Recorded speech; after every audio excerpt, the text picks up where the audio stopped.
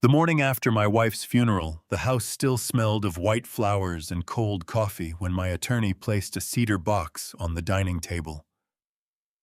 Inside were 7 sealed envelopes, each written in her hand. Before I touched the first one, my son leaned in and said, "Dad, maybe we should talk about the estate first." His brothers nodded too quickly.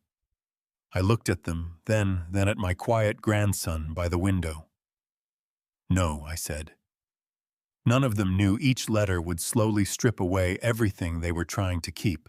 Before we go any further, I just want to say, having you here means more than I can put into words. Drop a comment, and tell me, where are you watching from? Your city, your country, I'd love to know. Every single comment reminds me why these grandpa stories are worth telling. A quick note. This story contains fictional elements woven in for depth and meaning. Any similarity to actual names or places is coincidental, but everything it asks you to feel is entirely intentional. It was a Tuesday morning in November when I buried my wife of 45 years, the kind of Portland morning where the sky sits so low and gray. It feels like the city is being pressed down from above, and the maple leaves on Eastbrook Drive had gone the color of old rust overnight, dropping one by one onto the wet pavement, like the whole neighborhood was letting go of something at the same time I was. Riverside Memorial smelled the way these places always do. Carnations and carpet cleaner. That particular combination you only ever encounter in funeral homes, as if grief requires its own signature scent, and someone decided the most appropriate choice was 2 of the most lifeless things they could find. I'd been to enough of these over the years to recognize it the moment the door opened. But I'd never thought I'd be sitting in the front row of one for Margaret. 45 years. 45 years of waking up next to the same woman, and now I was sitting in a borrowed suit watching strangers cry over her. Philip Hartman, my attorney, and one of the few men I'd trusted completely for 30 years, sat 2 rows behind me. He'd squeezed my shoulder when I walked in, and hadn't said another word since. That was Philip. He understood that some moments don't need filling. Nathan arrived first, 20 minutes before the service started. My second son walked through the door in a charcoal suit that moved the way only hand-stitched fabric moves that particular drape that announces its own price tag without saying a word. He was 46 years old and looked exactly like what he'd spent 20 years becoming, a man who'd practiced warmth so long he'd stopped noticing it was a performance. He worked the room like it was a cocktail reception in Manhattan, shaking hands, leaning in close, his voice pitched low and sympathetic, in a way that made people feel attended to without actually being seen. When he reached me, he bent down and wrapped his arms around me. His cologne was sharp and expensive. His hands were soft, not a single callus on them. "Dad," he said, "I'm so sorry, she was incredible." "Sit down, Nathan," I said. He patted my arm exactly twice the precise practiced number of times that communicates sympathy without commitment, and moved to find his seat. Dominic came in 10 minutes before the service began. My third son, 43 years old, a family law attorney out of Seattle, with the kind of face that gave nothing away useful in a courtroom, strange at a funeral. He was already reading something on his phone when he walked through the door, scrolling with his thumb, while his body navigated the room on autopilot. He kissed my cheek, said, "I'm here, Dad," in the same measured tone he probably used to tell opposing counsel he'd reviewed their filing, and sat down behind Nathan. His phone buzzed twice during the opening prayer. He silenced it without looking down. I suppose that counted for something. Carter was the one who surprised me. My youngest, 39, the only one of my boys who'd stayed in Portland, had arrived before I did. He was already in his seat when I walked in, and the moment he saw me, he crossed the room and pulled me into a hug that lasted long enough to feel like it meant something. "Dad," he said quietly, his voice catching just slightly. "I'm right here. I'm not going anywhere." I held on to him for a moment. His voice was steady, warm. Everything you'd want from a son in a moment like this. And yet even then, even with Margaret's casket 15 feet away and my chest full of something I didn't have a name for, I caught it. The way Carter's eyes moved over my shoulder while he was still holding me, scanning the room, taking inventory of who was there, who was talking to whom, which conversations he might need to insert himself into. I was a man who'd built a business from nothing. I'd learned to read rooms before I learned to read balance sheets. The skill had gotten into my bones whether I wanted it there or not. I let go and sat back down. Ryan came in after the service had already started. My grandson, 22 years old, the son of Marcus, my oldest boy who'd been gone 8 years, now slipped through the side door in a white button-down that had been ironed, but not recently. He moved quietly the way people move when they're trying not to draw attention. Found an empty seat at the end of a middle row and lowered himself into it without disturbing a soul. He looked like he'd been crying for days and had finally run dry. Not the polished, presentable grief you see performed in rooms like this, the dabbed eyes and meaningful pauses. This was the real kind. His jaw was clenched. His hands were laced together so tight the knuckles had gone white. His eyes were fixed on the casket, like he was trying to hold a conversation with it that the rest of us couldn't hear. The pastor read from notes he'd written after a single meeting with our family, filling in Margaret's name, where the blanks were the way pastors do when they didn't actually know the person they're eulogizing. I didn't blame him. I just sat there and listened to someone else's version of my wife and thought about how no one in this room could possibly have known her the way I did. When it was over, when the last stranger had pressed my hand and told me Margaret was at peace now, I watched Ryan walk up to the casket alone. He put one hand flat on the polished wood, bowed his head, and stood there. 5 minutes. Maybe longer. Long enough that I heard the quiet shift of people growing uncomfortable behind me, the rustle of programs, the careful clearing of throats. Nathan leaned over to Dominic and said something low. Dominic shook his head. Carter watched Ryan with an expression I couldn't quite read from where I sat. Ryan didn't notice any of it. He was somewhere else entirely, somewhere the rest of us hadn't been invited. When he finally stepped back, he didn't look at anyone.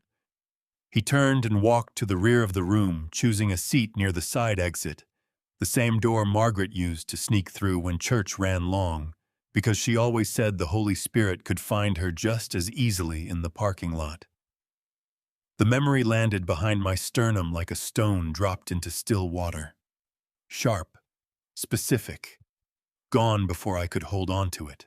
The reception was held in the adjoining hall. Paper cups of lukewarm coffee and cookies that tasted like they'd been made by a machine that had studied cookies in theory. I stood near the window and watched my family. Nathan and Dominic had gravitated toward each other near the coffee station, heads slightly inclined, speaking in the low, deliberate way of men exchanging information rather than comfort. Carter was moving through the guests, a hand on a shoulder here, a murmured word there, making sure everyone who mattered had seen him. Ryan stood alone at the far window, holding a cup of coffee. He hadn't touched his eyes somewhere outside in the gray November street. I was still watching him when Philip appeared quietly at my side. "Henry," he said. He was holding a small wooden box, cedar maybe 6 inches long, sanded smooth and simple. "Margaret asked me to give you this today, not tomorrow. Today, while your family is still here." He paused and something moved behind his eyes that wasn't quite readable. She was very specific about that. I took the box. It was heavier than it looked. Inside, resting on a strip of dark felt, were 7 envelopes, each one sealed, each one numbered in Margaret's handwriting, that careful, slightly left-leaning cursive I'd watched move across birthday cards and grocery lists and notes left on the kitchen counter for 45 years. "Thank you, Philip," I said. He nodded and stepped away without another word. I stood in the middle of that reception hall with the box in both hands and the noise of polite grief moving around me, and I looked at those 7 envelopes, and I thought she planned this. Of course she did. Margaret always planned for the things I couldn't bring myself to think about. I looked up. Across the room, Nathan was checking his watch. Dominic had his phone out again.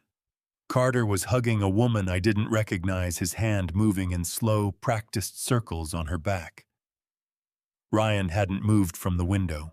I closed the box and pressed it against my side. Whatever was inside those envelopes, she'd needed me to have them, while I could still see their faces.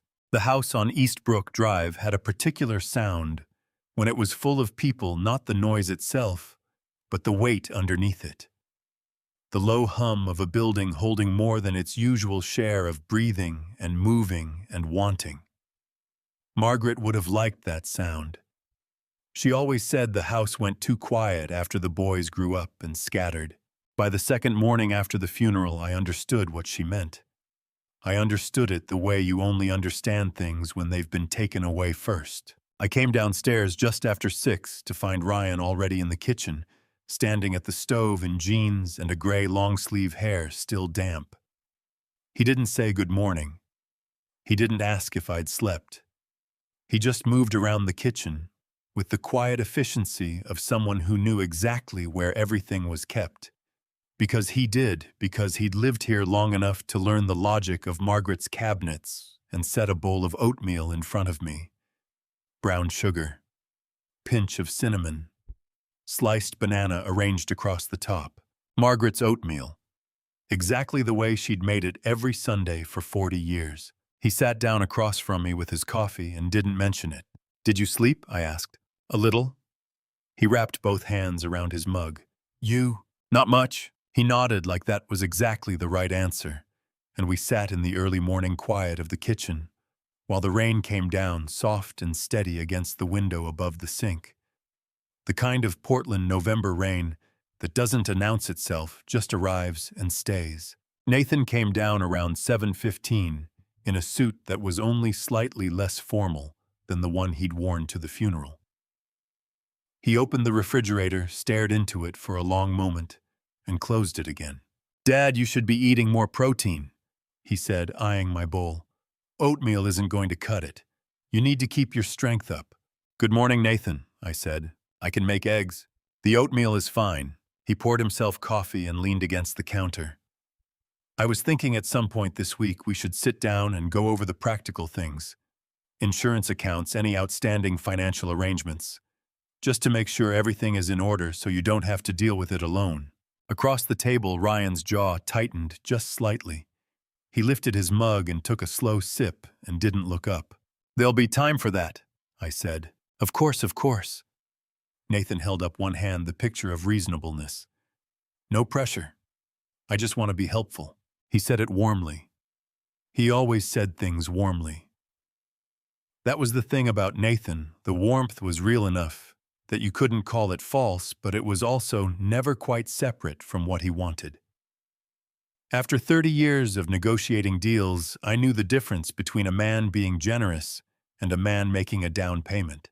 Dominic appeared at 8 with his laptop already open, walking and reading at the same time, in the focused, slightly absent way of someone whose mind lived primarily in documents. He was the tallest of my boys, and the most contained emotions moved through Dominic, the way weather moved through a sealed room. You could tell something was happening, but you couldn't get to it.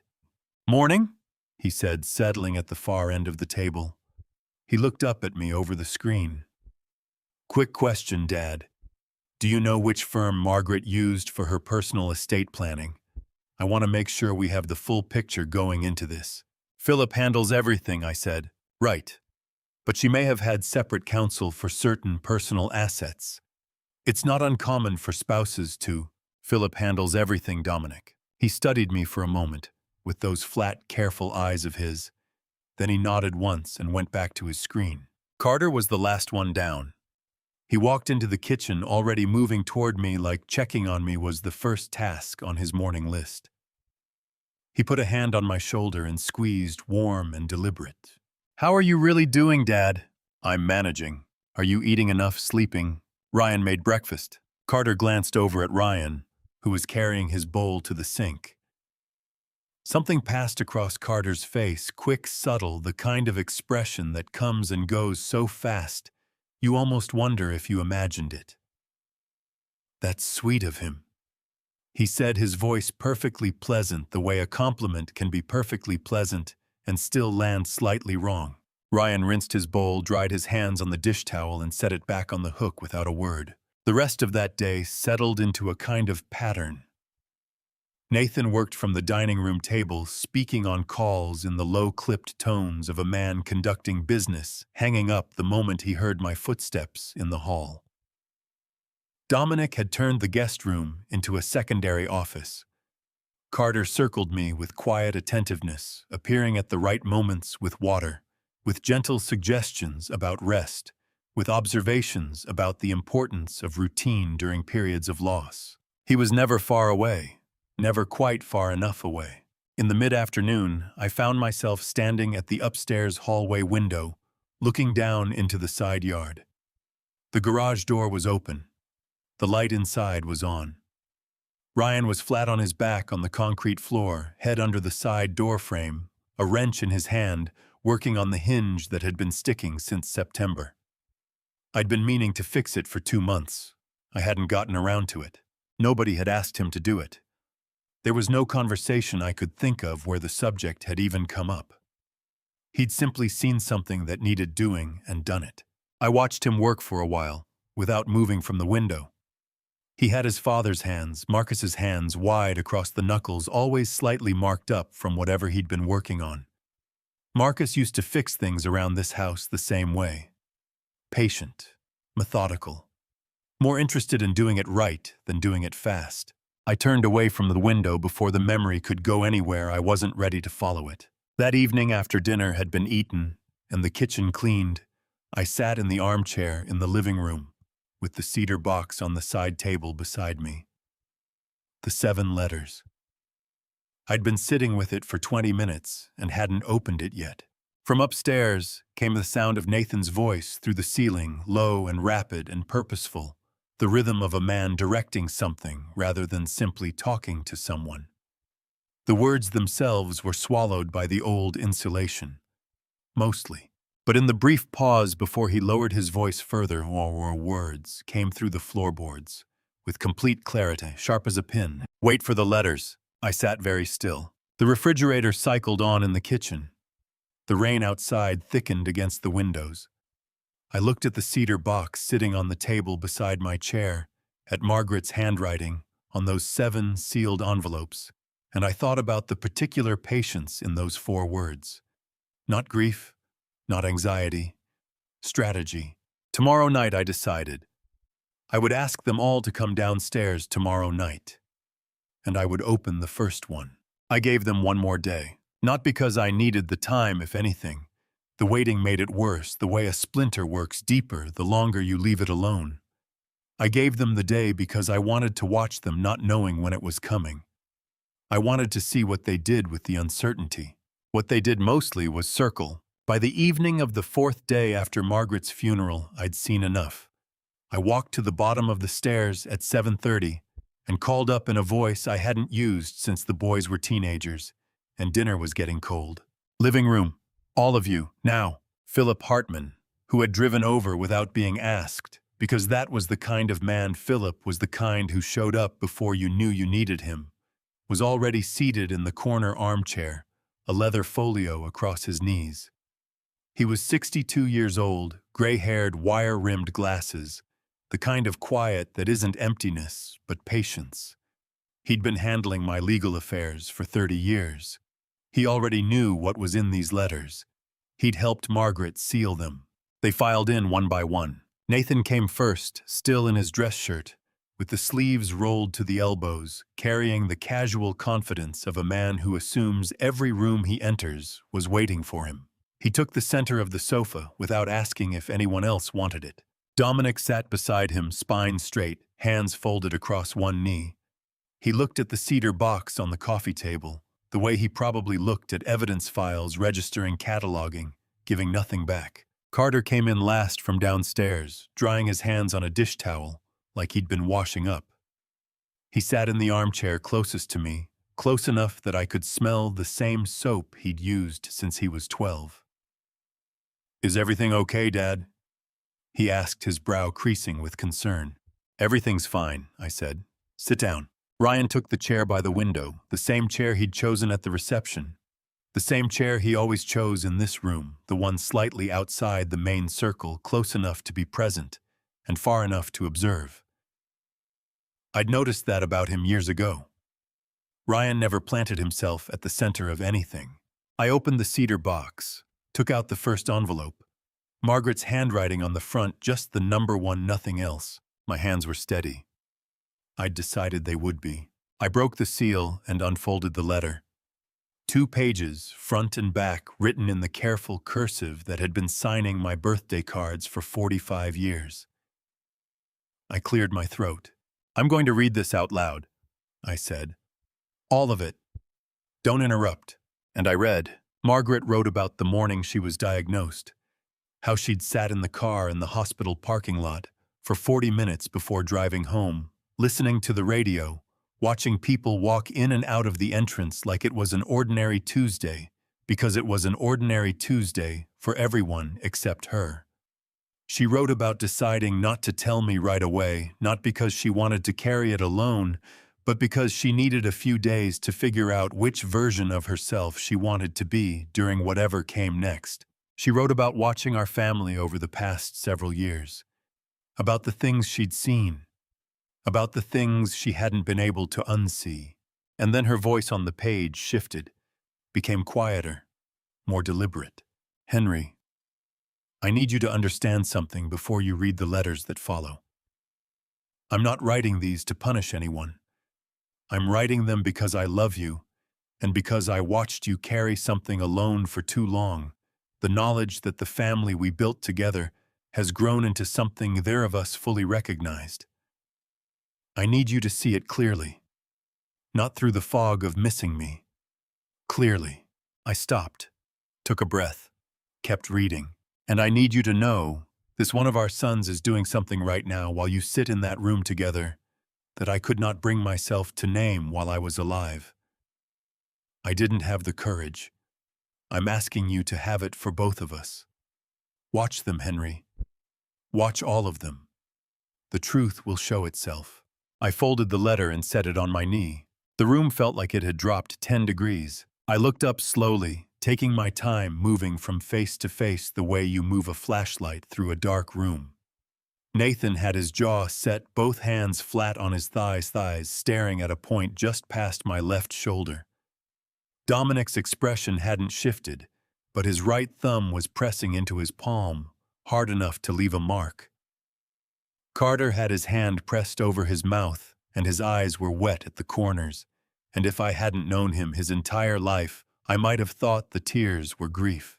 Ryan was the only one looking directly at me. His face was open in a way the others weren't, not calculating, not performing, just present. He was watching me the way you watch someone who's carrying something heavy to see if they need help. "Does anyone have anything to say?" I asked. Nathan spoke first. His voice was measured and careful, the voice he used when he was managing a situation. "Dad, this was written when she was very sick. I think we should be careful about reading too much into. She wrote this 6 months before she died," I said. "On a Wednesday afternoon. Philip witnessed it." Philip from his corner said nothing. He didn't need to. Nathan closed his mouth. Dominic unfolded his hands and refolded them the other way. "What does the rest of the letter say?" He asked, his tone perfectly neutral, like he was asking about a footnote in a contract. "That's all of it," I said. Carter lowered his hand from his mouth. His voice, when it came, was soft and careful, threaded through with just enough emotion to sound unguarded. "Dad, whatever Mom thought she saw, we're a family. Whatever's going on, we can talk about it.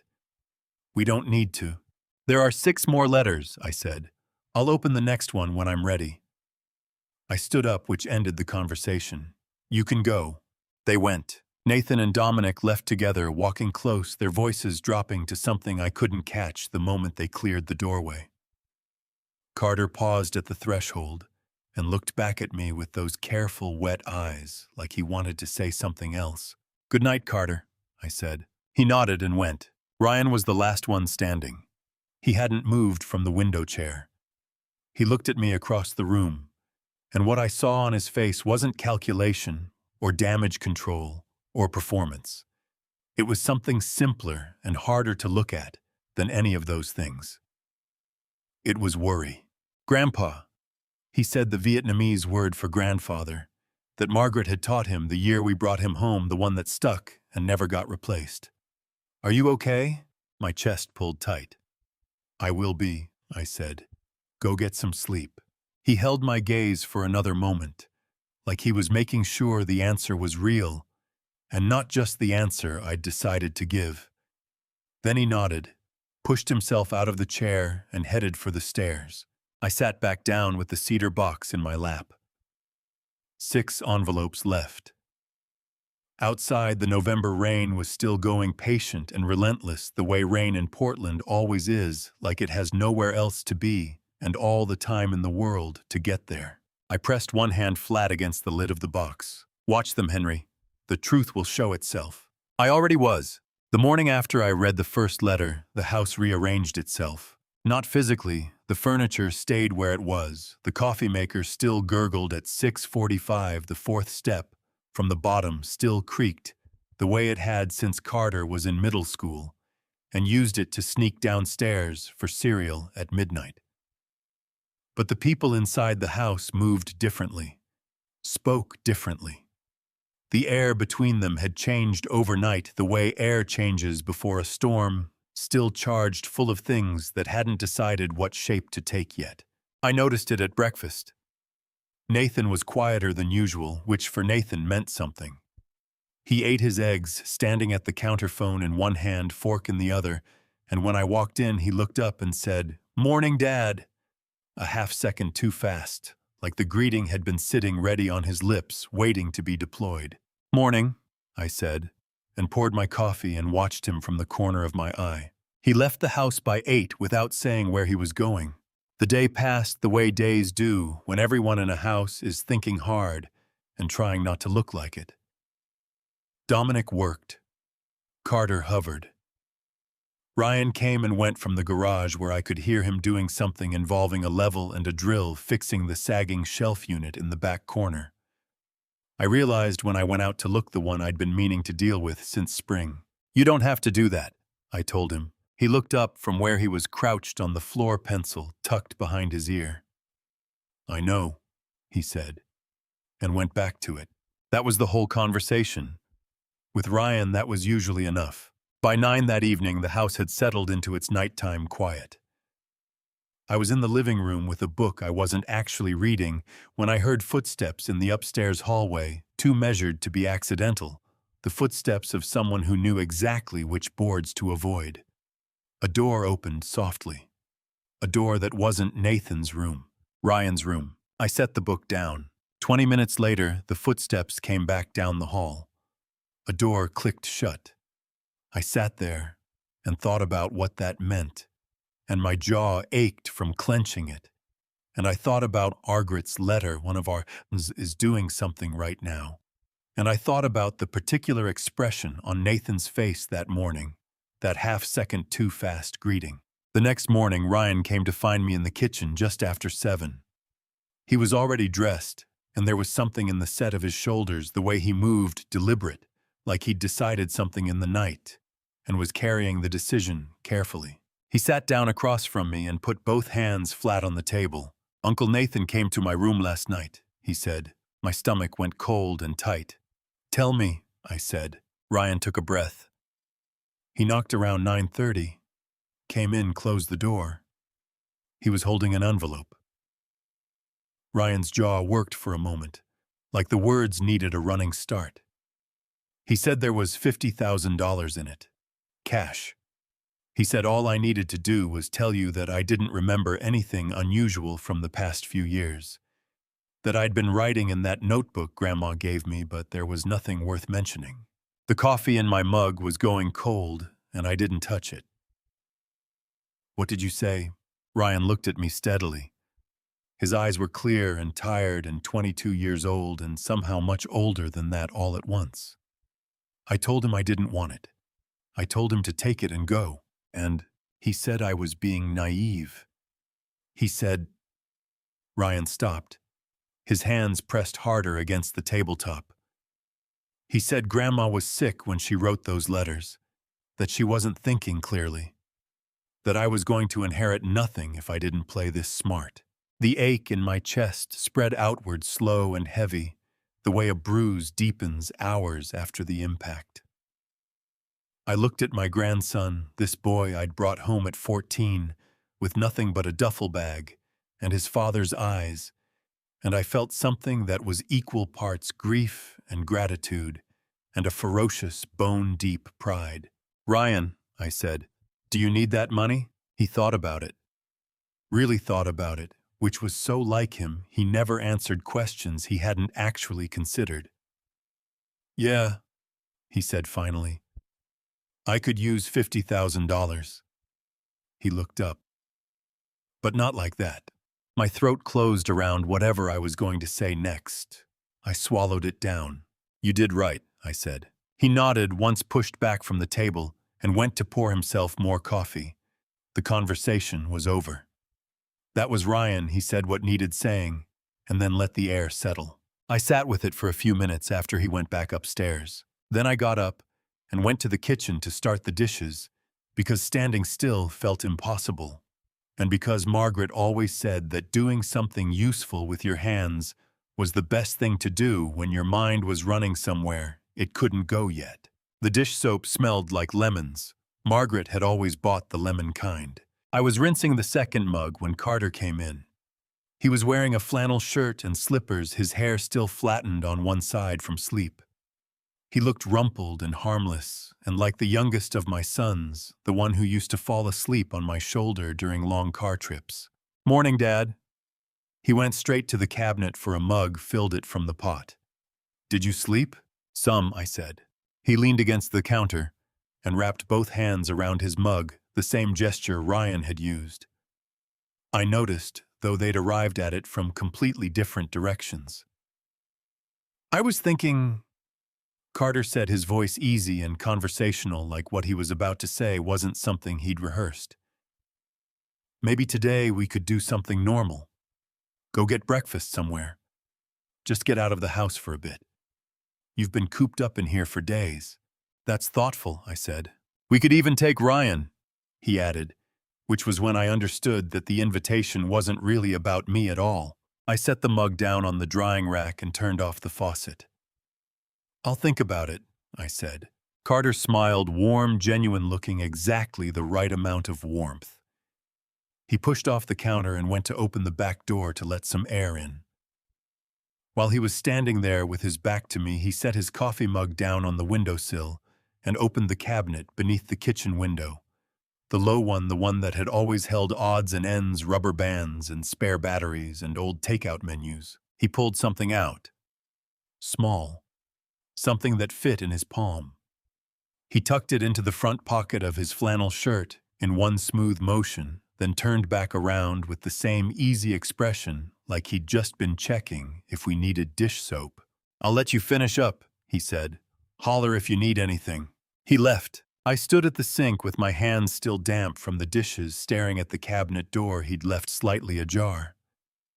Something about the motion stayed with me, practiced smooth, the action of a man who had done this before. I didn't know what he'd taken. I didn't know what it meant. I filed it away, the way you file things you don't have a category for yet. And I finished the dishes, and I let the morning move on without it. I looked at the slightly open cabinet door, and I thought, which one? The 7th day after Margaret's funeral fell on a Monday, and Portland was doing what Portland does in November, raining without apology, the kind of steady gray drizzle that gets into everything and stays. Philip called at 8 in the morning and asked if he could come by at 10. He said it wasn't urgent. The way he said it told me it was. I asked Ryan to be there. I didn't explain why. He showed up in the living room at 9:50 with 2 mugs of coffee, and the particular alertness of someone who has learned that when older people summon you without explanation, The explanation is usually something that requires sitting down. Philip arrived exactly at 10. He shook my hand, nodded to Ryan, and set his briefcase on the dining table. From inside, he pulled a manila accordion folder, thick, rubber-banded, the kind that lawyers use when they have more paper than a standard folder can hold.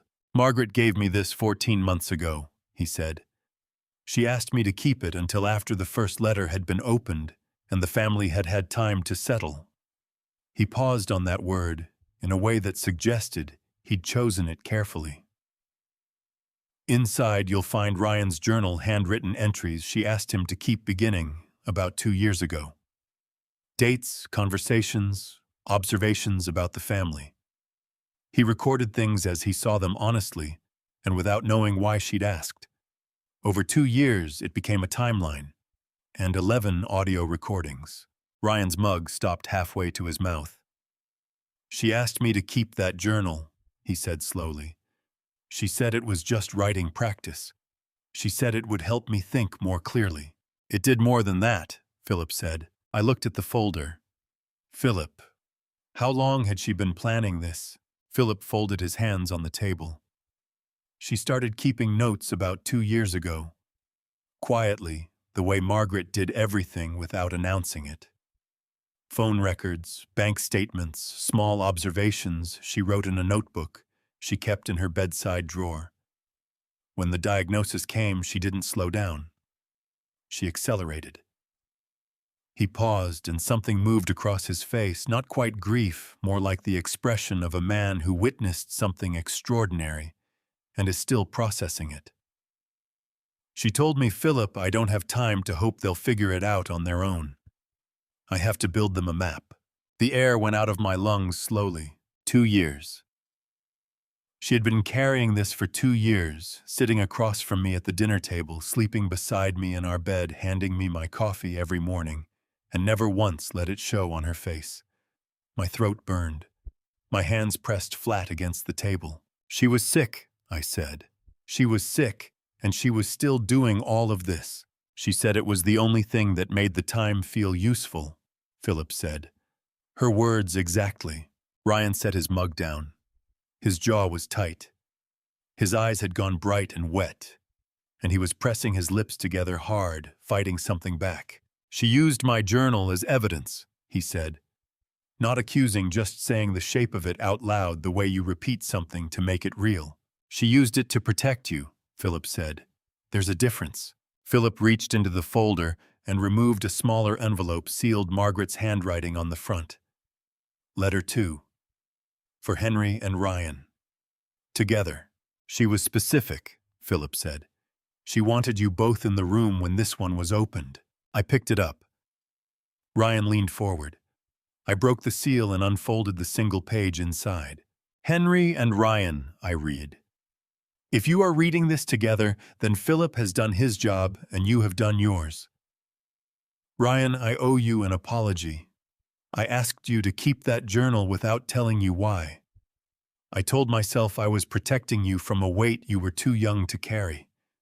The truth is, I needed a witness, and I trusted you more than anyone else in this family to see things clearly and write them down honestly. You were never a pawn in this. You were the only person I was certain of from the very beginning. I'm sorry I couldn't tell you sooner. I love you both more than these pages can hold. Margaret." Ryan's breath left him in one long, unsteady exhale. His chin dropped to his chest.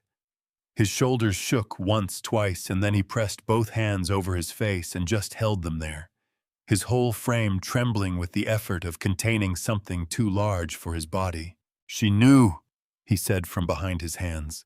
"She knew the whole time, and she still—" His voice broke completely. He pulled his hand down, eyes red and streaming jaw working. "She still let me think I was just keeping a diary.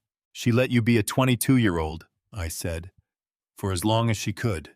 He looked at me, really looked at me, and something passed between us that I don't have adequate words for.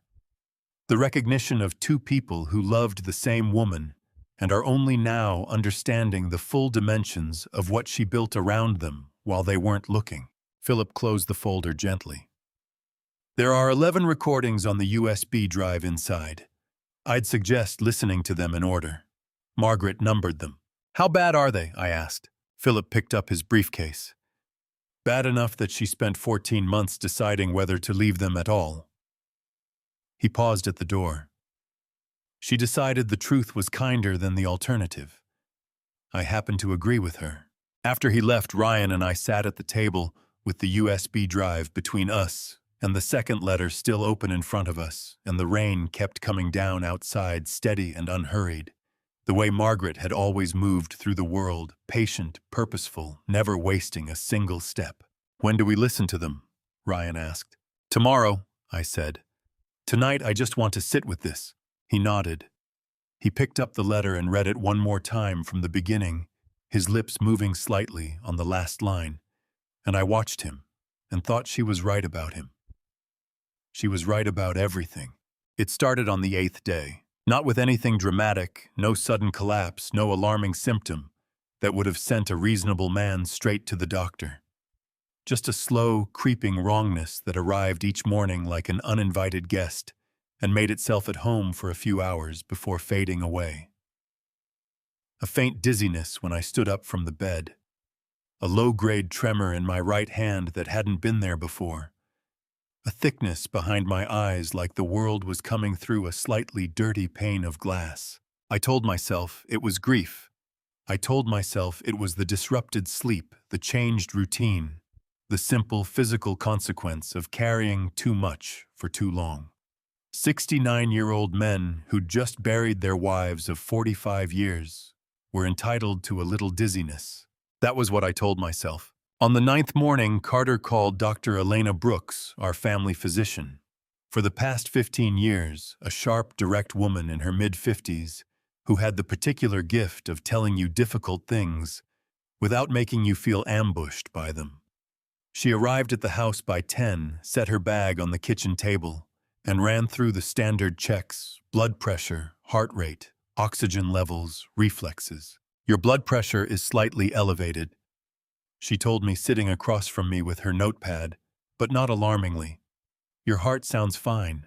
Reflexes are normal. She looked at me over her reading glasses. Henry, you lost your wife 2 weeks ago. Your body is processing something enormous. The symptoms you're describing are consistent with acute grief response and sleep disruption. I'm going to add a B-complex vitamin to your morning routine, and I want you walking 20 minutes a day, even if it's just around the block. That's it, I said. That's it for now, she said firmly. If things don't improve in 2 weeks, call me and we'll run more panels. She glanced toward the hallway where Carter was hovering just out of sight, with the careful positioning of someone trying to appear casual. Are you eating? Ryan makes sure of it, I said. She smiled at that, a small, real smile. Good. Listen to Ryan. After she left, Carter appeared in the kitchen doorway, with a cup of tea in both hands, held out toward me like an offering. Chamomile and lemon balm, he said. It's good for stress. I read an article.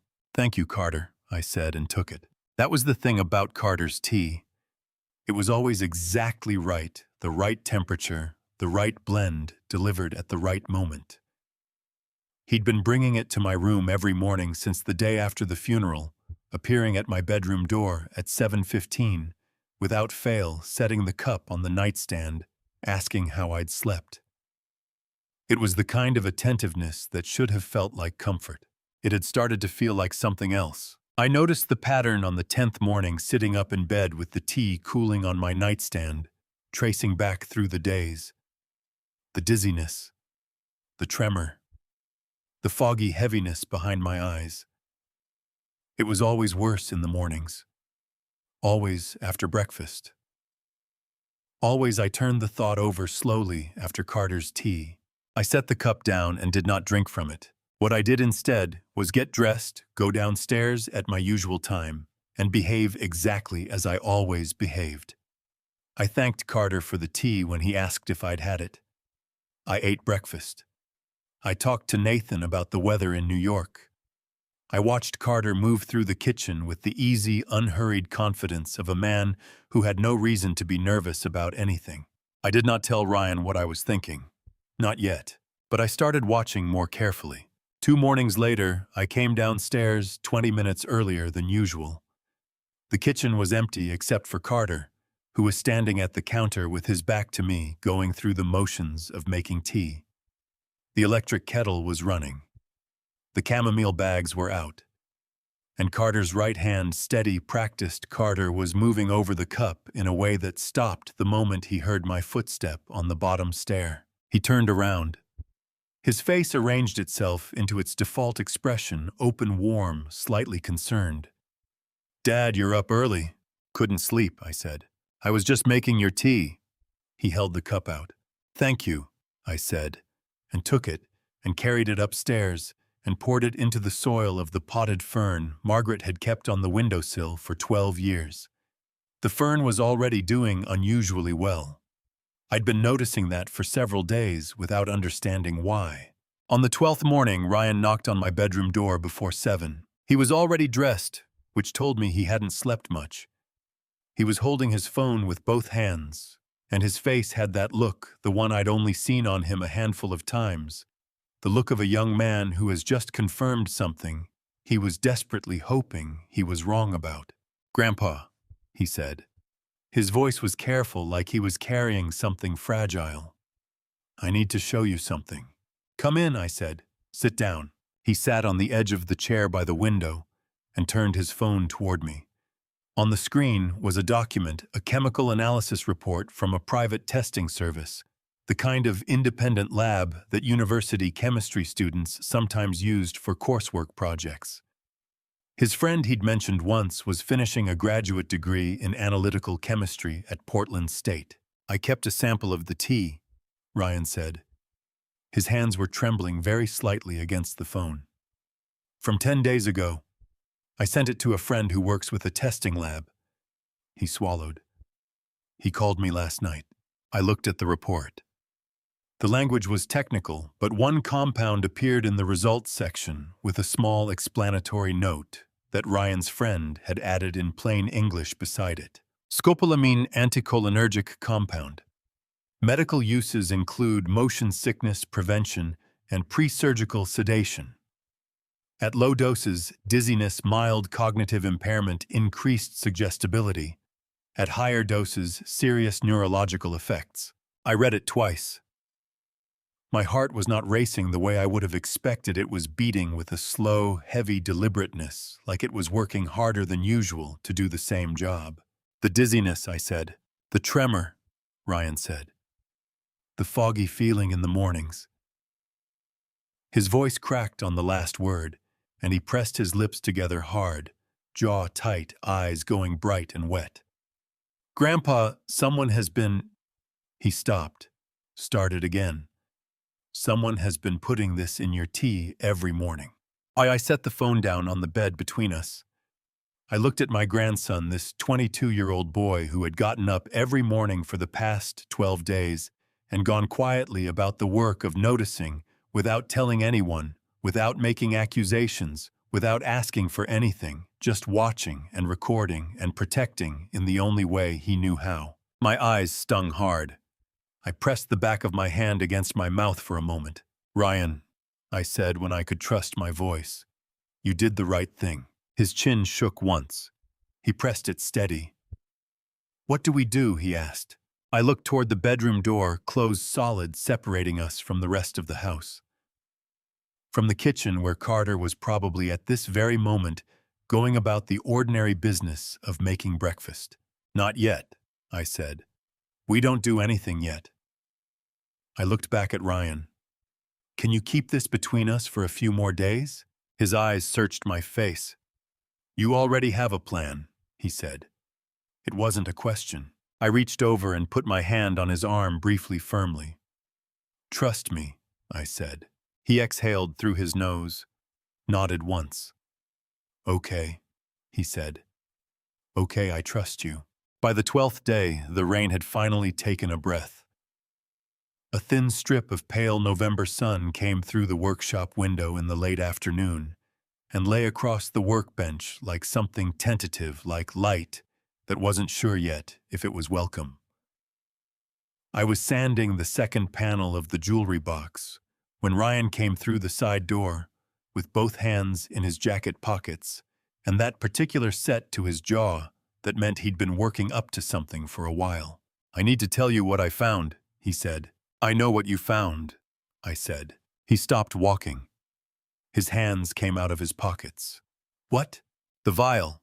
Carter's sweatshirt. 6:14 in the morning." I set down the sandpaper. "I've known since day 9, Ryan. I saw him at the cabinet the morning after you first noticed the pattern. I didn't say anything because I needed to be certain. And then I needed to decide what to do with certain." The color shifted in Ryan's face, confusion first, then something that looked like relief trying to coexist with frustration. His hand came up and pressed against the back of his neck. "You knew," he said. "You knew, and you kept drinking the tea." "I stopped drinking the tea on day 10, I said. "I've been pouring it into Margaret's fern by the kitchen window. The fern is fine for the record. Apparently, scopolamine doesn't affect ferns." Ryan stared at me for a long moment. Then a sound came out of him, half disbelief, half something that wanted to be a laugh, but couldn't quite get there, given the circumstances. "You tested me," he said. "I gave you the space to find it yourself," I said. "That's different." "Is it?" I set both hands flat on the workbench. "Sit down, Ryan." He pulled out the stool and sat elbows on his knees, watching me with those clear, direct eyes that had always reminded me of Margaret, the way she could look at you and make you feel both seen and accountable at the same time. "Your grandmother didn't predict any of this," I said. "I want you to understand that. She wasn't psychic. She wasn't lucky. She just paid attention for 40 years when the rest of us were too busy to." I picked up a piece of scrap wood and turned it in my hands, something to do with my fingers, while I found the right words. "She saw Nathan counting before he was grateful. She saw Carter apologizing before he'd done anything wrong. She saw Dominic choosing comfort over conscience every single time there was a choice to make. She watched all of it. She wrote it down, because she knew someday the truth was going to need somewhere to stand." Ryan's jaw tightened. His eyes were bright. "She built the whole thing before she left. She built it because she was leaving," I said. "That's the difference." He absorbed that. I watched it move through him, the full weight of it, the love underneath it, the particular grief of understanding that someone protected you at great cost, and you only find out after they're gone. "The recordings on the USB, he said.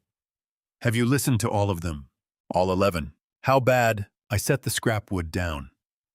"Bad enough that I understand now why she spent 2 years deciding whether to leave them. Good enough that I'm grateful she did." Ryan looked at the jewelry box on the bench between us, the half-finished maple one, pale and smooth, waiting for its final panel. "What do we do now?" he asked. "We wait for Philip," I said. "He's coming with the 4th envelope. But before that happens, I need to know something from you." I looked at him directly.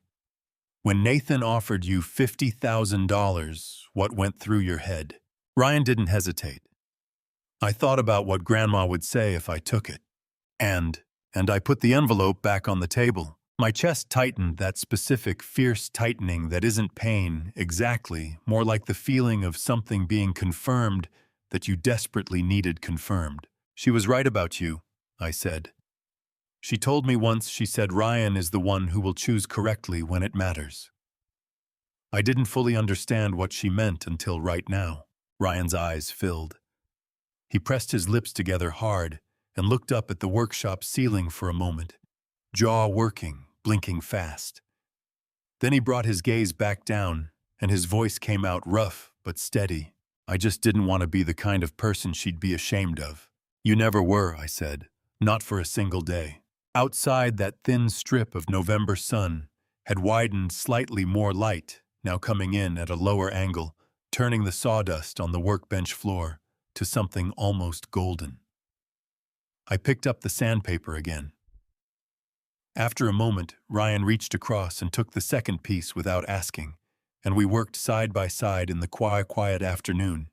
And the workshop held us the way it always had, steady, warm smelling of wood and linseed oil, and 40 years of things built carefully by hand.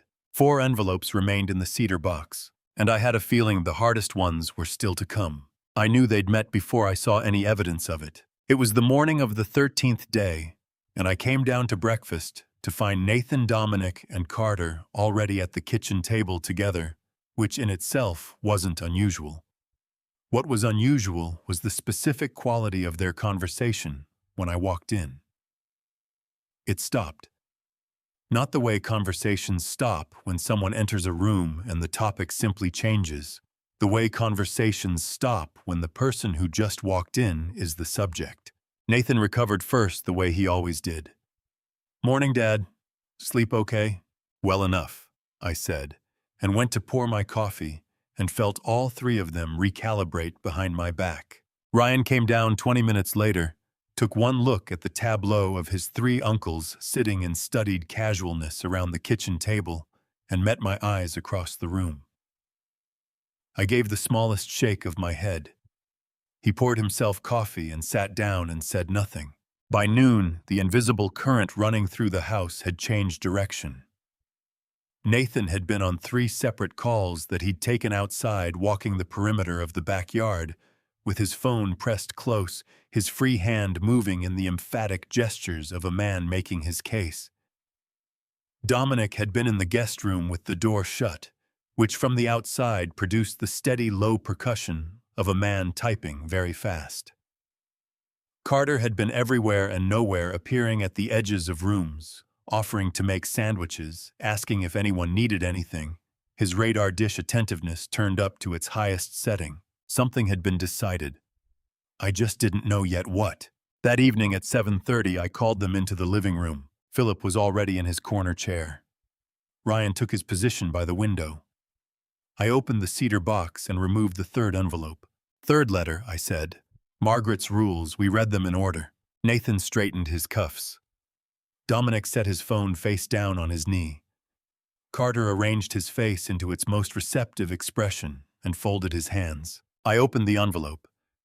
Inside was a single folded sheet and something else. A small rectangular object wrapped in bubble wrap taped shut. I set it aside and read the letter first. Margaret's handwriting was the same as always, careful, deliberate, slightly left-leaning. But the message was shorter than the previous 2, almost sparse. "Henry, there are men who believe that if something isn't witnessed, it didn't happen. These are usually men who have done things they'd prefer weren't witnessed. The item in this envelope will speak for itself. I love you, M." I folded the letter, unwrapped the small object. It was a USB drive, flat black, no larger than my thumbnail. I looked up at Philip. He was already opening his laptop. Nathan's jaw tightened. It was a small movement, barely visible, but I'd been watching that jaw for 46 years, and I knew exactly what it meant. Dominic's right thumb pressed into his palm. Carter's hands, still folded in his lap, laced their fingers together with slightly too much force. Philip inserted the USB. An audio file appeared. He clicked play. The recording was clear, better quality than I expected, which told me Margaret had planned the placement carefully. The voices were unmistakable. Nathan's voice came first. "We need to get ahead of this. Whatever she put in those letters, we need the old man to sign something before he reads all of them. Dominic, you can't force him to sign anything. He's of sound mind. Nathan, not if we manage his medication schedule. Carter's already. Carter, how long before the dosage starts affecting his decision-making more reliably?" A pause. Then Carter's voice, quieter but audible. "Another week, maybe 10 days, if we increase it. I've been keeping it low to avoid the doctor noticing." Philip pressed stop. The living room felt like the air had been evacuated from it. I set my hands flat on my knees and looked at my 3 sons. Nathan's face had gone the color of old chalk. Dominic had his eyes fixed on the middle distance with the glassy focus of a man doing rapid damage assessment. Carter was looking at the USB drive on Philip's laptop, like he was trying to calculate exactly how it had gotten there. "That was 2 nights ago," I said. My voice came out steadier than I felt. The steadiness cost me something, but I paid it. "The night after I read the first letter." "Dad," Nathan started. "I haven't finished," I said. He closed his mouth. His throat moved as he swallowed. "I want to ask each of you something," I said. "And I want you to understand that I am 69 years old. I buried my wife 11 days ago, and I have exactly 0 patience remaining for anything that isn't the complete truth." I looked at Nathan first. "Did you go to Ryan's room and offer him money to falsify what he'd written in his journal?" Nathan's nostrils flared. "I was trying to protect." "Yes or no, Nathan?" A beat. "Yes." I looked at Dominic. "Did you access my financial records without my permission to determine the scope of the estate?" Dominic's jaw shifted. "I was making sure everything was properly accounted. Yes or no?" "Yes." I looked at Carter last. Carter, who had brought me tea every morning. Carter, who had pressed his hand to my shoulder and said, "I'm not going anywhere." Carter, who had sat in this room 11 days ago and let tears form in his eyes when Margaret's letter mentioned someone doing harm. Carter looked back at me, and for just a moment, just one unguarded moment, the warmth dropped off his face like a coat he'd been wearing too long and had finally gotten tired of carrying. Then it came back, softer this time, more careful.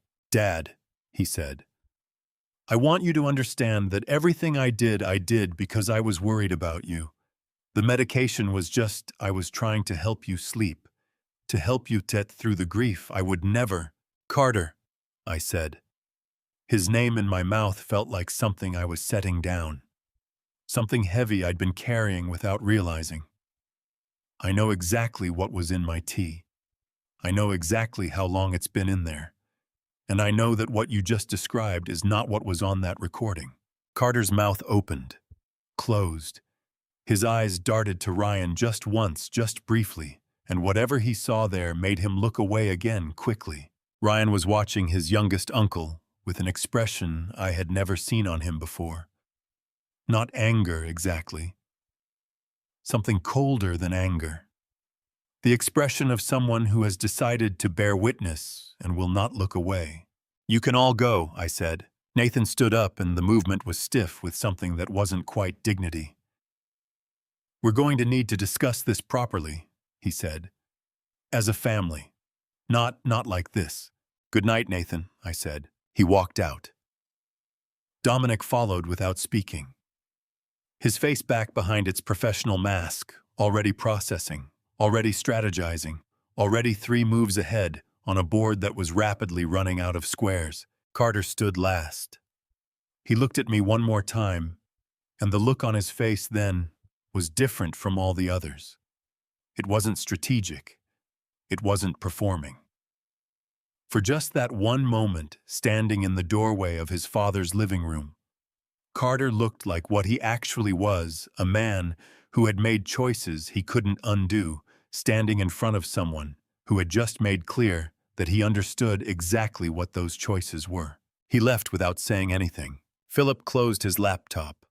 Ryan exhaled from the window chair, a long breath that had been held too long, releasing with the particular relief of someone who has been very, very tense for a very long time. "Grandpa," he said.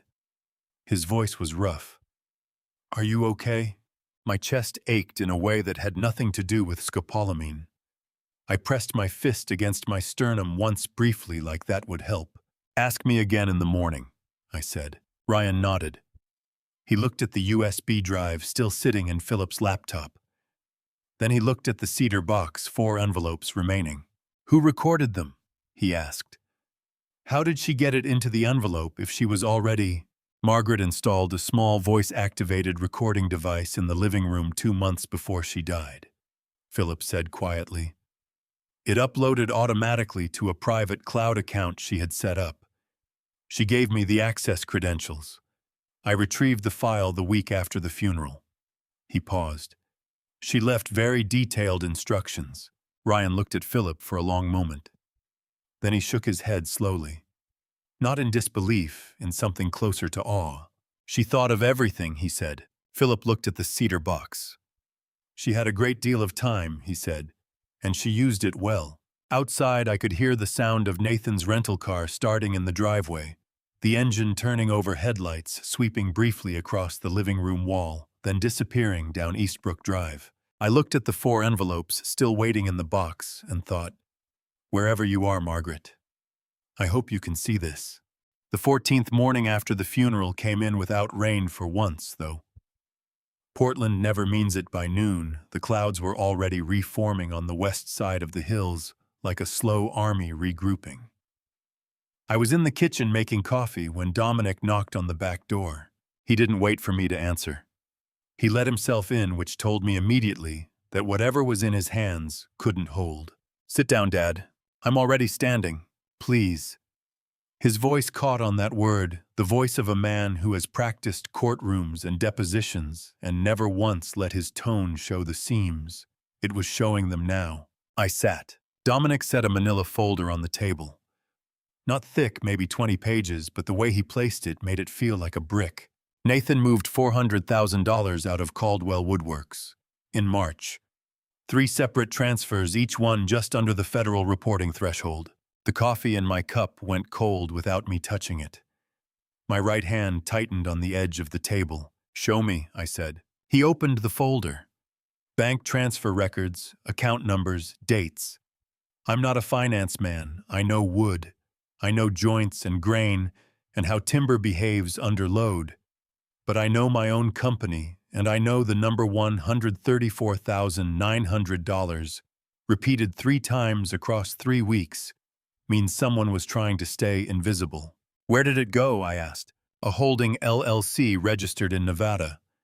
I only found it because I pulled the quarterly audit Margaret had requested before she got sick. She started it. She never finished it." My throat burned. Margaret had known, or she'd suspected. She'd set the audit in motion, and then the cancer had taken her before she could see it through. "Does Nathan know you have this?" "Not yet." I closed the folder. "Call Philip. I want him here when I talk to Nathan, and Ryan stays out of this room until I say otherwise." Philip arrived within 40 minutes. He came through the front door with his briefcase and that careful expression he uses when situations have already gone somewhere difficult. "Henry, I should tell you I have the 4th envelope with me. Margaret specified it was to be opened if financial misconduct was discovered. Those were her exact words. The 4 of us, myself, Philip, Dominic, and Nathan, who I'd called up from the garage where he'd been making himself comfortable rebuilding a carburetor he had no business touching, gathered in the dining room. I set the manila folder in the center of the table. Nathan's eyes went to it. Something behind his face shifted quick, almost imperceptible, like a man adjusting his footing on wet ground. "What's this?" he said. "You know what this is," I said. "Dad, I can explain. Sit down, Nathan." He sat. His jaw was working like he was chewing on the opening sentence of an argument he hadn't fully constructed yet. His hands went flat on the table, and I noticed his knuckles were white. "The money was a loan," he said. "I was going to pay it back. I just needed time to—" "You moved it in 3 pieces." Dominic cut in, his voice steady and cold as riverstone. "Just under the threshold each time. That's not a loan. That's a structure." Nathan's face flushed a dark, ugly red that started at his collar and climbed. "You went through my accounts. You went through the company books behind my back." "Behind whose back?" I said. "It's my company, Nathan, mine and your mother's. She started that audit. I finished it." The silence that tried to settle over the table, I wouldn't let it. "Philip," I said. "The envelope." Philip set it on the table. White sealed Margaret's handwriting on the front letter 4. My hands were steady, which surprised me. I felt the tremor in my chest, but not my fingers. I broke the seal and read aloud, "Henry, if you're reading this, then something I feared has been confirmed. I'm not writing this to punish anyone. I'm writing it because the truth doesn't become less true if we pretend not to see it. You deserve to know what was taken, and you deserve to decide what to do about it. All my love, Margaret." Nathan's face had gone from red to a shade of chalk that made him look 10 years older. His bottom lip moved once before any sound came out. She knew, she suspected, I said. She loved you anyway. That was her great flaw and her greatest strength. His eyes went wet, and something crumbled behind them. The boardroom confidence, the expensive suit, all of it, and for just a moment, he looked like the 12-year-old boy who broke my workshop window and spent a week working up the nerve to tell me. "I'm sorry, Dad." "I know," I said. "We're not done yet." 3 envelopes remained in that cedar box, and I had a feeling the hardest ones hadn't been opened yet. The 17th morning, I woke up at 5:40 with no dizziness, no fog behind my eyes, and realized that was the first clear-headed morning I'd had in over a week. I didn't touch the tea. Ryan found me in the workshop at 6:30, mug of black coffee in each hand, still wearing the flannel shirt he'd slept in. "Grandpa." He set one mug down in front of me. "I need to show you something, and I need you to keep your voice level when you see it." My chest tightened, that slow, specific tightening I'd come to associate with things I wasn't going to be able to unfeel. "All right," I said. He pulled out his phone. Small, rectangular, the kind of clip-on camera lens they sell at electronics stores. He'd mounted it inside the cabinet above the kettle, angled down, pointed directly at the counter. "I installed it 4 days ago," he said, after the lab results. He pressed play. The timestamp read 6:14 a.m., day 15. The kitchen was still dark except for the under-cabinet light. Carter came in barefoot, wearing the gray sweatshirt he always wore in the mornings. He filled the kettle. He set out my cup, the one with the chipped handle Margaret always said I should throw away. Then he reached into the front pocket of his sweatshirt and removed a small glass vial, thumb-sized, no label. He tipped it. 2 drops into the chamomile blend already waiting in the strainer. He stirred it with his finger, put the vial back into his pocket, and waited for the kettle to boil like a man with nothing to hide. My hand, the one holding the mug, started shaking so badly I had to set it down. Ryan watched me and didn't say a word, which was its own kind of kindness. "How long?" I managed. "I think since day 8, maybe before. I don't know." The pain that moved through me wasn't physical. It was something structural, the way a beam feels when the joint it's been resting on for 40 years finally gives. Carter, my youngest. The one who called me Ba and cried at his mother's casket and brought grocery store dahlias because he was always trying to catch up to the right gesture. "He's been making your tea every morning," Ryan said, and his voice had gone quiet and careful. The voice of someone carrying something they know is fragile. I checked the vial online. The compound matches what showed up in the lab sample. "Scopolamine," I said. "Yes." I pushed back from the workbench and stood up. The floor felt less solid than it should have. "Does Carter know you installed the camera?" "No." "Good, don't tell him. Don't tell Nathan or Dominic either." Ryan's jaw set hard. "Grandpa, we need to." "Ryan."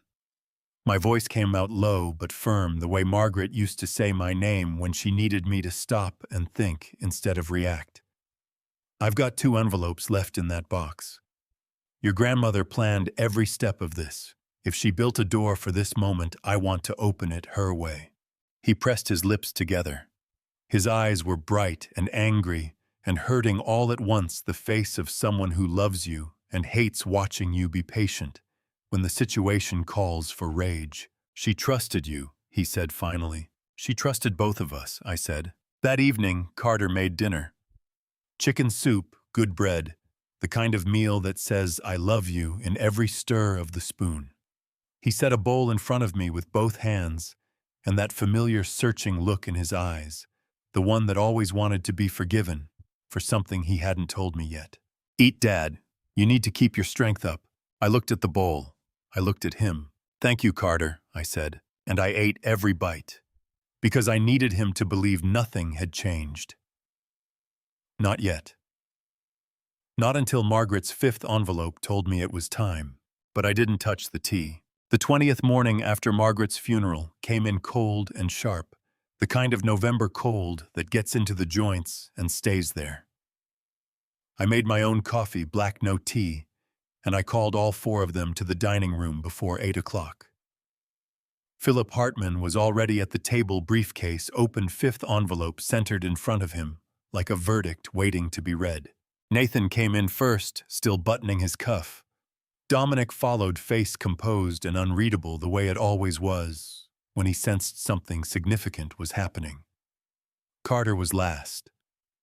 He'd made a fresh pot of chamomile and carried 2 mugs, in one for himself, one for me, and set mine down with that familiar gentle motion, that particular tenderness that had been making me ache for days. "Sit down, Carter," I said.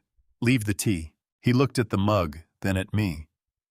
"Dad, it'll get cold." "Sit down." Something in my voice reached him. He pulled out the chair and sat, both hands wrapping around his own mug knuckles, whitening at the rim. Philip folded his hands on the table. "Henry asked me here this morning to open the 5th letter. As with the others, this was prepared by Margaret and sealed in my custody. Henry, whenever you're ready." I picked up the envelope. Margaret's handwriting on the front, neat, unhurried, the same cursive she'd used in every birthday card and grocery list for 43 years. My thumb ran along the seal once before I broke it. "Henry," I read aloud. "If this letter has been opened, then you've spent the last 3 weeks watching and waiting, and I imagine that has cost you something. So let me give you something back. You are not sick. You were never sick. What Dr. Brooks has been treating is real. The symptoms are real, but the cause isn't grief. The cause is in your kitchen. I couldn't name it while I was alive because I didn't have proof. I only had a feeling, and a feeling isn't enough to accuse a child. But you, Henry, you'll find the proof. You always do. All my love, Margaret." The room went absolutely electric. Nathan's chair scraped back 2 inches. "What is she saying?" Dominic's eyes cut straight to Carter. Carter's face went through something terrible. A collapse, slow and total, like a wall that's been holding back water, finally giving way at the base. His hands came off the mug. His chin dropped to his chest. "Carter." My voice was low. Even. I had been practicing it in my head for 3 days.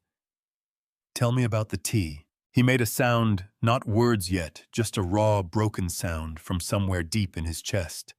His shoulders heaved once. "Dad, the vial, Carter, in your sweatshirt pocket. Day 15, 6:14 in the morning. I need you to tell me what was in it." The color left his face so completely that his lips went gray. His eyes shot to Ryan, who was standing in the doorway because I'd told him to stay back, and who was gripping the doorframe with one hand so hard I could see the strain in his forearm. "You know," Carter whispered, "I've known for 3 days," I said. "I've been drinking your coffee and eating your soup and saying thank you because I needed to look you in the eye when I asked. So I'm asking. What was in the vial?" Carter's eyes filled not the soft, apologetic tears of the funeral, but something awful and flooding the tears of a man drowning in what he's done. His whole body shook. "It wasn't supposed to hurt you," he said. I needed time. I needed you to be confused long enough for Nathan and Dominic to sort out the estate before you. Before I said. Before I noticed what Nathan took from the company. Before I read your mother's letters." Nathan was on his feet. "Carter, you asked me to." Carter's voice tore apart at the seams, ragged and desperate, the cry of someone who has been carrying a secret until the weight has warped everything beneath it. "You told me it was just something to slow him down. You said it was harmless. You said, Nathan, you told me. I never told you to drug him." Nathan's fist hit the table and the mugs jumped. "Don't you dare put that on me. Enough." Philip's voice was not loud, but it landed like a hand on a shoulder, firm and immovable. "Gentlemen, enough!" The room heaved and settled. I looked at Carter. He was folded over himself in the chair, both hands pressed over his mouth, shaking so hard the chair was vibrating against the floor. 39 years old, and he looked like a child, who had knocked over something irreplaceable and knew it couldn't be put back. My heart, God, my heart. I wanted to go to him. That was the worst part.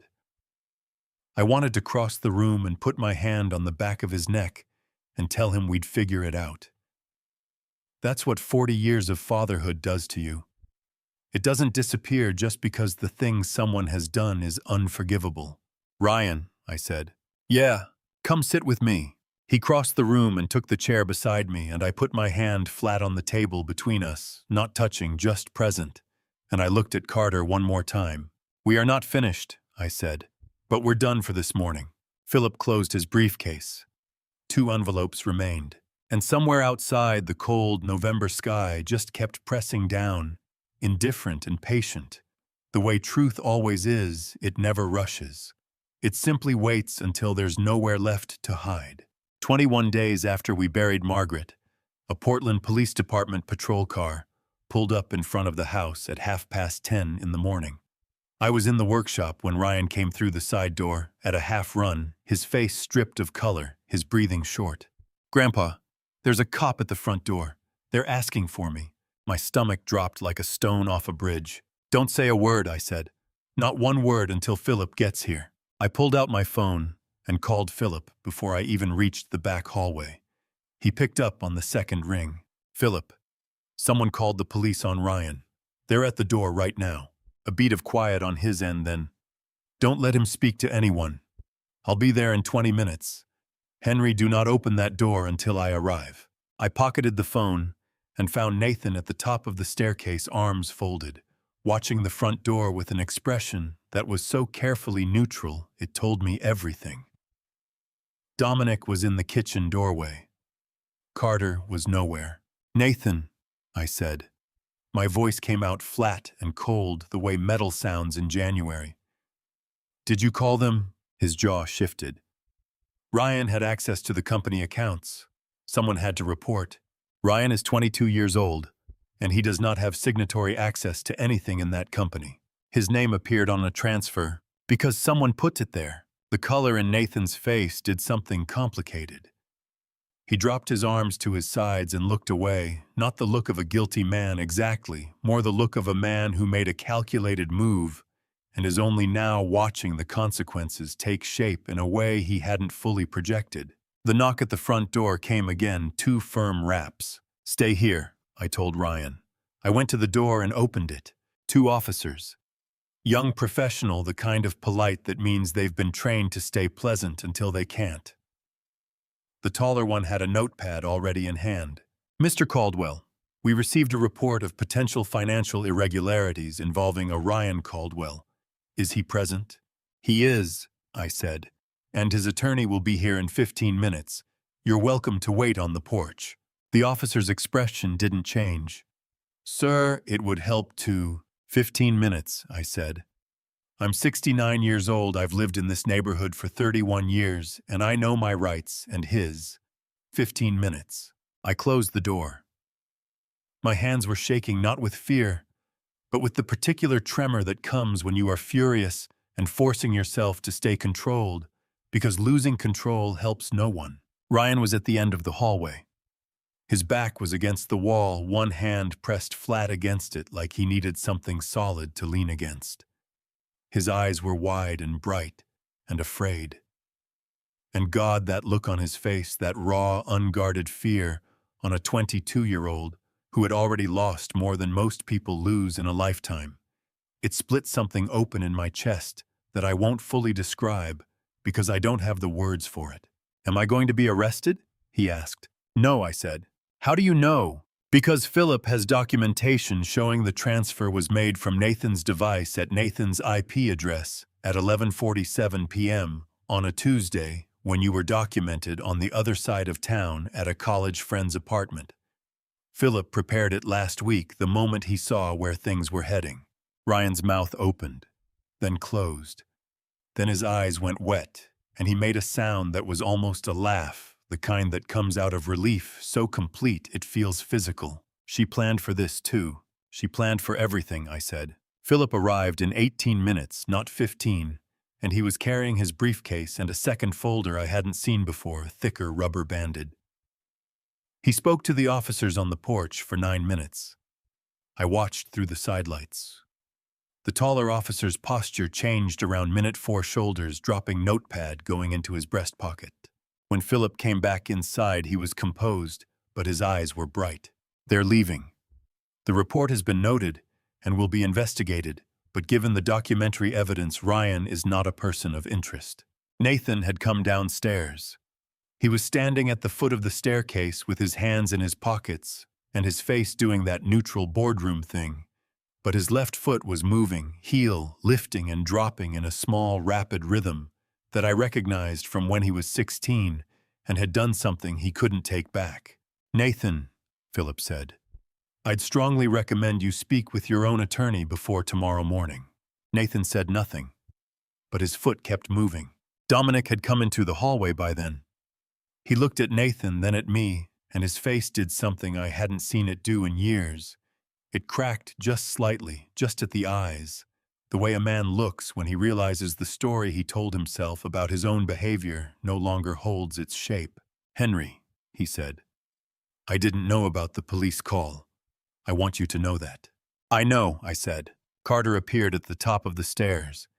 He'd been crying, his face was swollen and raw, and he gripped the banister with both hands, like the stairs might give way beneath him.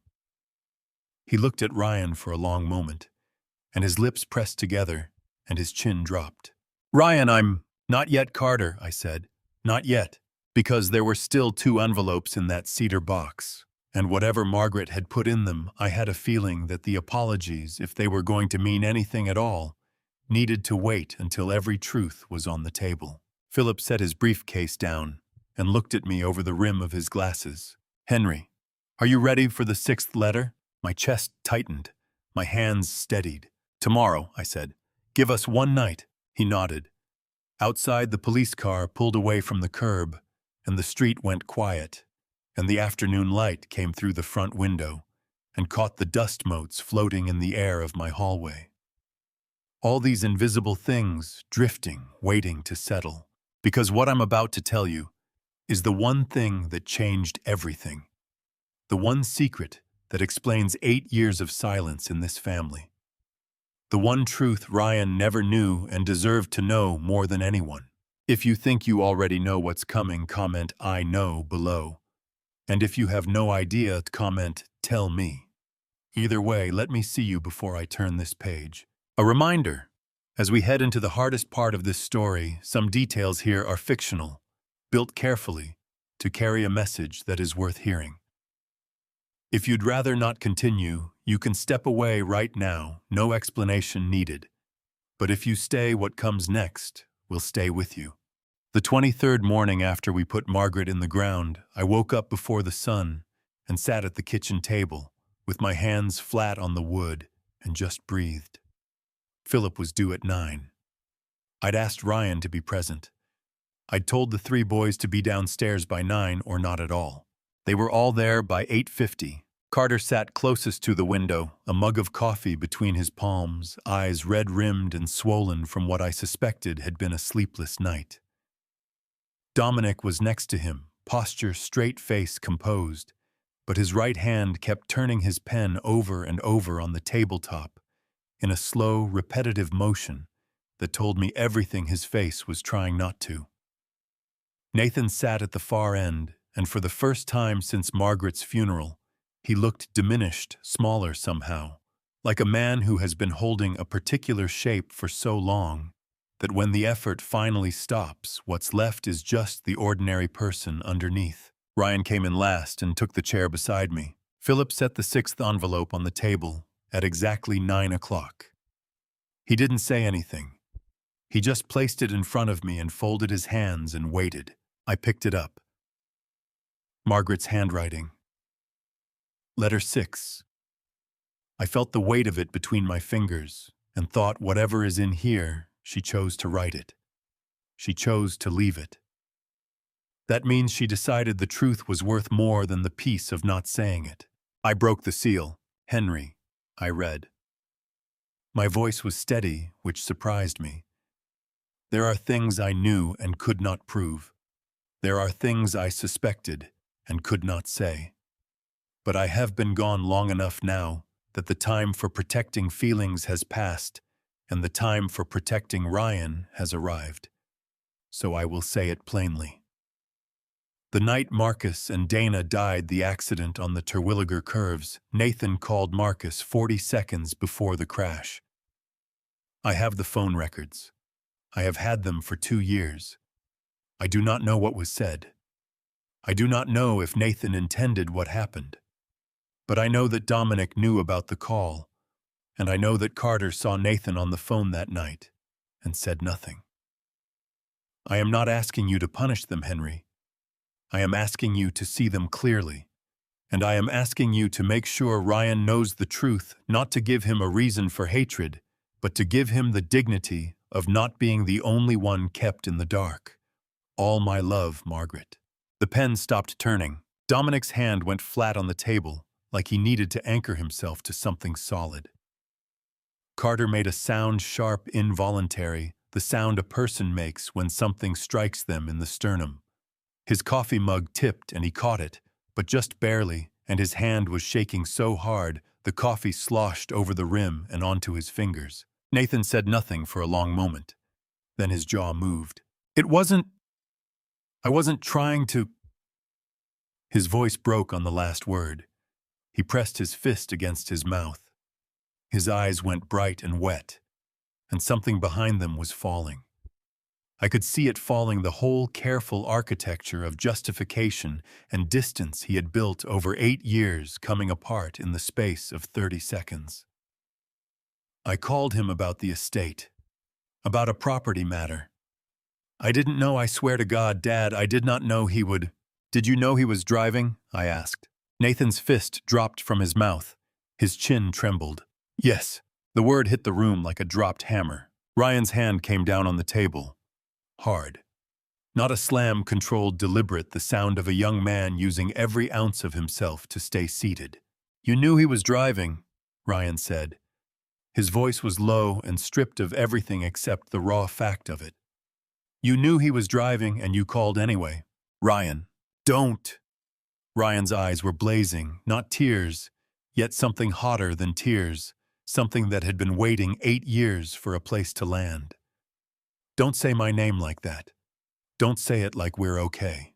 Nathan's shoulders came forward. He put both elbows on the table and pressed his face into his hands, and the sound that came out of him was terrible and formless. The sound of a man who has been outrunning something for 8 years and has finally run out of road. I looked at Dominic. You knew about the call. Dominic met my eyes. His jaw was set. His voice was controlled, but the skin at his temples was tight, and his knuckles on the table were white. I found out 6 months after. Nathan told me. I told him to go to the police. He said there was nothing to report. It was a phone call, not a crime. And you accepted that. I accepted that. His voice dropped. I've spent 8 years not accepting it. But I accepted it. I looked at Carter. Carter was crying fully, crying, no pretense, tears running down his face, unchecked shoulders, heaving in silent, awful waves. I saw him on the phone, Carter said. I didn't know who he was calling. I didn't find out until months later when Nathan told Dominic and Dominic told me. And I should have. I don't know why I... His voice dissolved entirely. He pressed both hands over his eyes like he could hold himself together by force. Ryan pushed back from the table. He stood up, and for a moment his legs seemed uncertain beneath him, his hand shooting out to grip the back of his chair.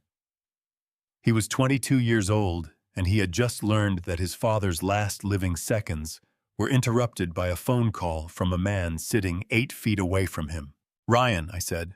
He looked at me. His face was devastated, stripped open, every layer gone, and his eyes were full and spilling over. And I thought, this boy has been carrying an orphan's grief for 8 years, without knowing it had a shape, without knowing it had a cause. And now he has both. I need a minute, he said. Take what you need, I said. I'll be here. He walked out through the back door into the cold morning, and Philip watched him go, and the five of us who remained sat with the weight of what Margaret had finally said, and it pressed down on that room like weather. "What happens now?" Dominic asked. I picked up the cedar box. One envelope remained. "Now," I said, "we find out what she saved for last." I found Ryan in the workshop at 7:30 the next morning, the 24th day. He hadn't come back inside until well after midnight, and when he did, he went straight upstairs without stopping in the kitchen, and I'd sat at the table for another hour, just listening to the house settle around the fact of what we now all knew. The workshop smelled the way it always did, sawdust and linseed oil, and the particular sweetness of the pine boards I'd been aging in the corner for 2 years.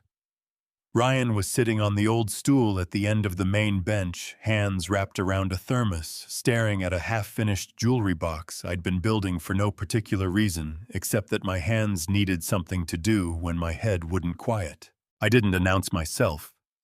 I just walked in, pulled the second stool out from under the bench, and sat down across from him. "Your hands look better," he said without looking up. "No tremor this morning." "Dr. Brooks said 2 more weeks and it'll be fully out of my system," I said. He nodded.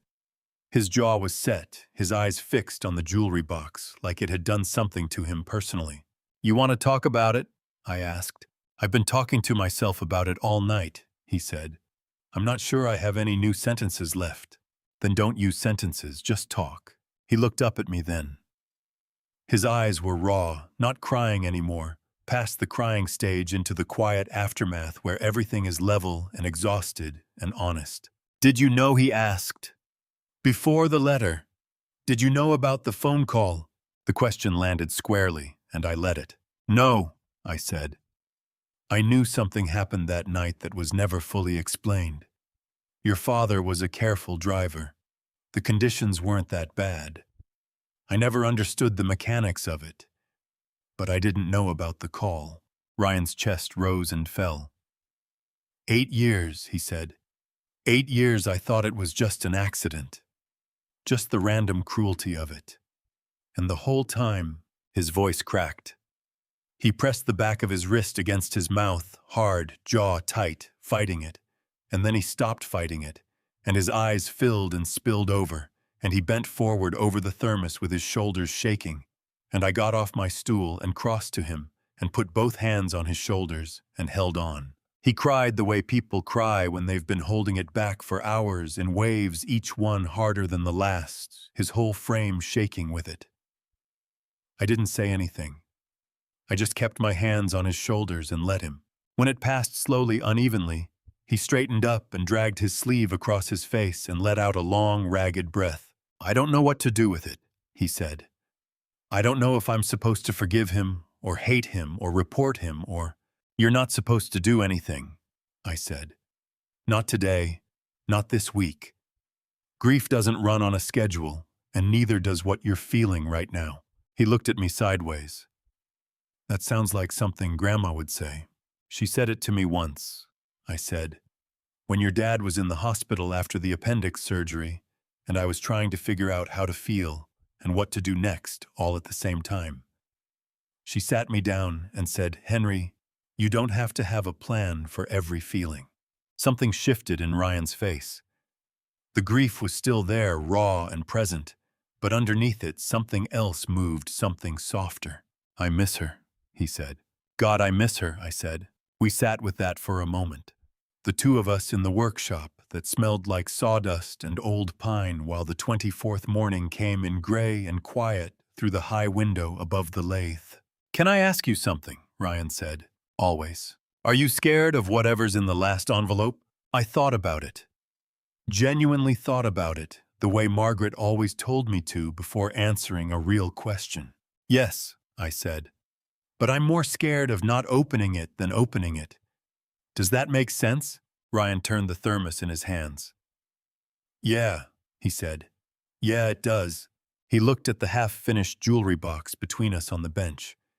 After a moment, he reached out and ran 2 fingers along the edge of the lid, testing the joint, the way I'd taught him years ago, feeling for gaps, for unevenness, for the places where the fit wasn't quite right yet. You going to finish this? He asked. Eventually, I said. What's it for? I looked at it. The wood was maple pale and close-grained, the kind that takes detail well. I don't know yet, I said. Sometimes you build a thing and the reason shows up later. Ryan almost smiled. The corners of his mouth moved, not fully, not yet, but the shape of it was there. Philip's coming at noon, I said. Last envelope. I know. He straightened on the stool, squared his shoulders, the gesture of someone gathering themselves back into their own shape after being taken apart. I'll be there. I know you will, I said. I picked up a piece of sandpaper and turned to the jewelry box and started on the second panel. Ryan watched me for a minute, then reached across and picked up the other piece of sandpaper without asking. We worked side by side in the sawdust-smelling morning, the two of us, and outside the November light came through the window at a low angle and turned everything golden for about 4 minutes before the clouds closed back over. 4 minutes was enough. Philip arrived at noon on the 25th day, exactly the way Philip always arrived, punctual, to the point where you started to wonder if he sat in his car and waited for the clock to turn. He came through the front door with his briefcase and a second leather portfolio I hadn't seen before, and he shook my hand at the door with both of his, which told me this visit was going to be different from the ones before. The 5 of us gathered in the dining room for the last time. Nathan at one end of the table, Dominic beside him, Carter at the corner closest to the window. Ryan sat on my right. Philip took the seat at the other end, the seat Margaret used to occupy, and he opened his briefcase and set the 7th envelope on the table. It was thinner than the others. Before I hand this to Henry, Philip said, I want to read a brief statement from Margaret, which she asked me to deliver verbally before the letter is opened. He unfolded a single sheet of paper. She wrote, I have spent 43 years watching this family. I know what each of you is capable of at your best. I also know what each of you has done when you thought no one was looking. This letter is not a punishment. It is the last honest thing I can give you. Please receive it as such. Carter's eyes were already filling. He pressed his lips together hard and turned his face toward the window. I picked up the 7th envelope.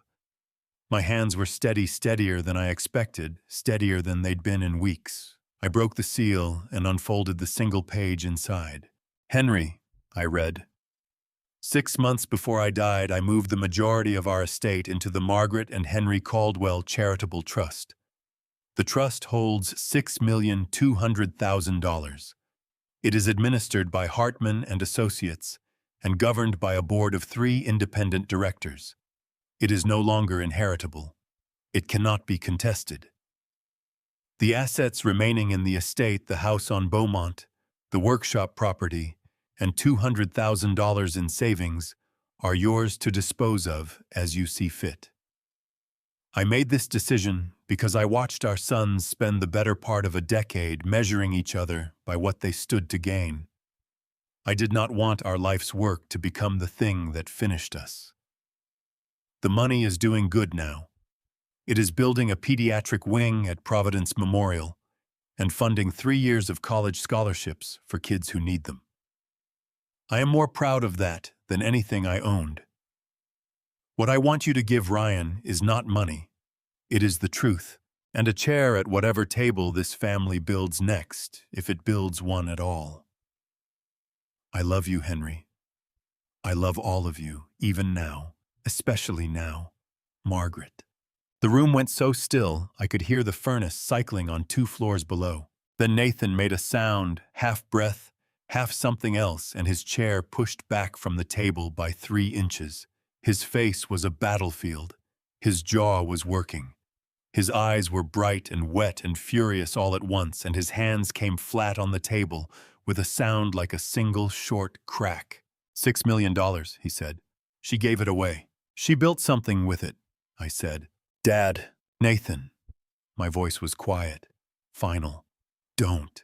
Dominic had gone very still. His pen was flat on the table.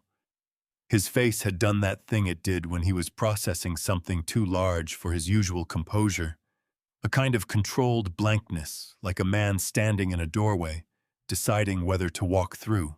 Carter was crying openly. Not the heaving sobs of the night before, quieter than that, more defeated, the tears of someone who has run out of fight and is just letting the truth sit on top of him. Ryan had not moved. He was looking at Philip. "The house," he said. "The workshop, the 200,000. What happens to those?" "Henry decides," Philip said, "per Margaret's instruction." Ryan turned to me. His eyes were calm, that particular stillness he got sometimes, that reminded me of Margaret, the way she could be the eye of a storm. "Grandpa," he said, "I don't want any of it." Nathan's head came up. "Ryan, I'm not saying that for your benefit," Ryan said, turning to Nathan with a directness that made Nathan blink. "I'm saying it because it's true. I don't want the house. I don't want the money. I want—" His voice caught just slightly, just for a second. "I want what I already have. I want the workshop. I want Sunday mornings. I want him." He looked at me. "That's it. That's the whole list." My throat sealed itself shut. My eyes burned. I have not cried in front of my sons since Marcus's funeral, and I was not going to start now, but the burning behind my eyes was something fierce, and I had to press my thumb and forefinger to the bridge of my nose for a long moment before I could trust my voice. "The workshop is yours," I said. "It's always been yours." Ryan's chin trembled once. He pressed his fist against his mouth, the same gesture Nathan used, I noticed, and thought blood runs in stranger channels than we imagine. Then he straightened up and nodded. "Okay," he said. Philip cleared his throat. "There is one more matter," he said. "Margaret specified a trustee for the charitable trust. Someone to serve as the family's representative on the board, not to control the funds, but to ensure the trust's original intent is honored. She named that person in a codicil to the trust agreement." He opened the leather portfolio and slid a single document across the table. The name at the top was Ryan Caldwell. Nathan's exhale was sharp and audible. Dominic blinked twice, which for Dominic was the equivalent of dropping a plate. Carter made a sound that was almost a laugh, broken and bewildered, and something else underneath. Ryan stared at the document. His hand moved toward it, then stopped. "She chose me," he said. "Not a question, just the fact of it landing." "She chose you," Philip confirmed. Ryan looked at me. I looked at him. And in 43 years of marriage and 69 years of living, I had never been more certain of anything than I was in that moment, that Margaret had known exactly what she was doing every step of the way from the very beginning. "I'll need to think about it," Ryan said. "Take your time," Philip said. "The trust isn't going anywhere." Outside, a December rain had started soft, unhurried, the kind that settles in for the long run. The first real rain of winter. I thought about Margaret standing at the kitchen window, watching the rain the way she always did, coffee cup in both hands, perfectly at peace in the presence of weather. I thought she planned this too. She planned all of it, and for the first time in 25 days, I felt something that wasn't grief. The afternoon of the 25th day stretched long and complicated. Philip stayed another 2 hours. There were documents to review, signatures to initial a formal reading of the estate inventory that reduced everything Margaret and I had built over 40 years to 7 pages of single-spaced text. Nathan read every line. Dominic read every line faster. Carter didn't read any of it. He sat with his hands in his lap and his eyes on the middle distance and let the afternoon happen around him. Ryan had stepped outside after the trust document came out. He was on the back porch when I found him leaning against the railing, with his face tipped up toward the gray sky, rain just barely reaching him under the overhang. "You doing all right?" I asked. "I'm trying to decide something," he said. "The trustee position." "Yeah." He brought his head down. "It's $300,000 a year in administrative fees. Did you know that?" Philip mentioned it. "That's a lot of money, Grandpa." "It is. I don't think I should take it." I leaned against the railing beside him. The rain came down in the yard in a steady curtain, and a robin sat on the fence post at the edge of the garden, looking completely unbothered by any of it. "Tell me why," I said. "Because if I take the money," Ryan said, "then every time I make a decision for the trust, Nathan and Dominic will say it's about the fees. They'll find a way to make it about that. And the trust it'll be polluted. Grandma's thing will be polluted." He turned to look at me, and his jaw was set, and his eyes were clear and certain, in the way of someone who has already made a decision and is just saying it out loud to make sure it's real. "I'll serve as trustee. I'll do the work, but I'm declining the fee." I looked at him for a long moment. "Your grandmother," I said, "is somewhere very smug right now." A laugh burst out of Ryan, sudden, genuine surprise out of him, and it was the best sound I'd heard in 25 days. He pressed his hand over his mouth like he was startled by his own reaction, and then the laugh faded into something softer, and his eyes went bright again, but differently bright this time. "Let's go tell Philip," he said.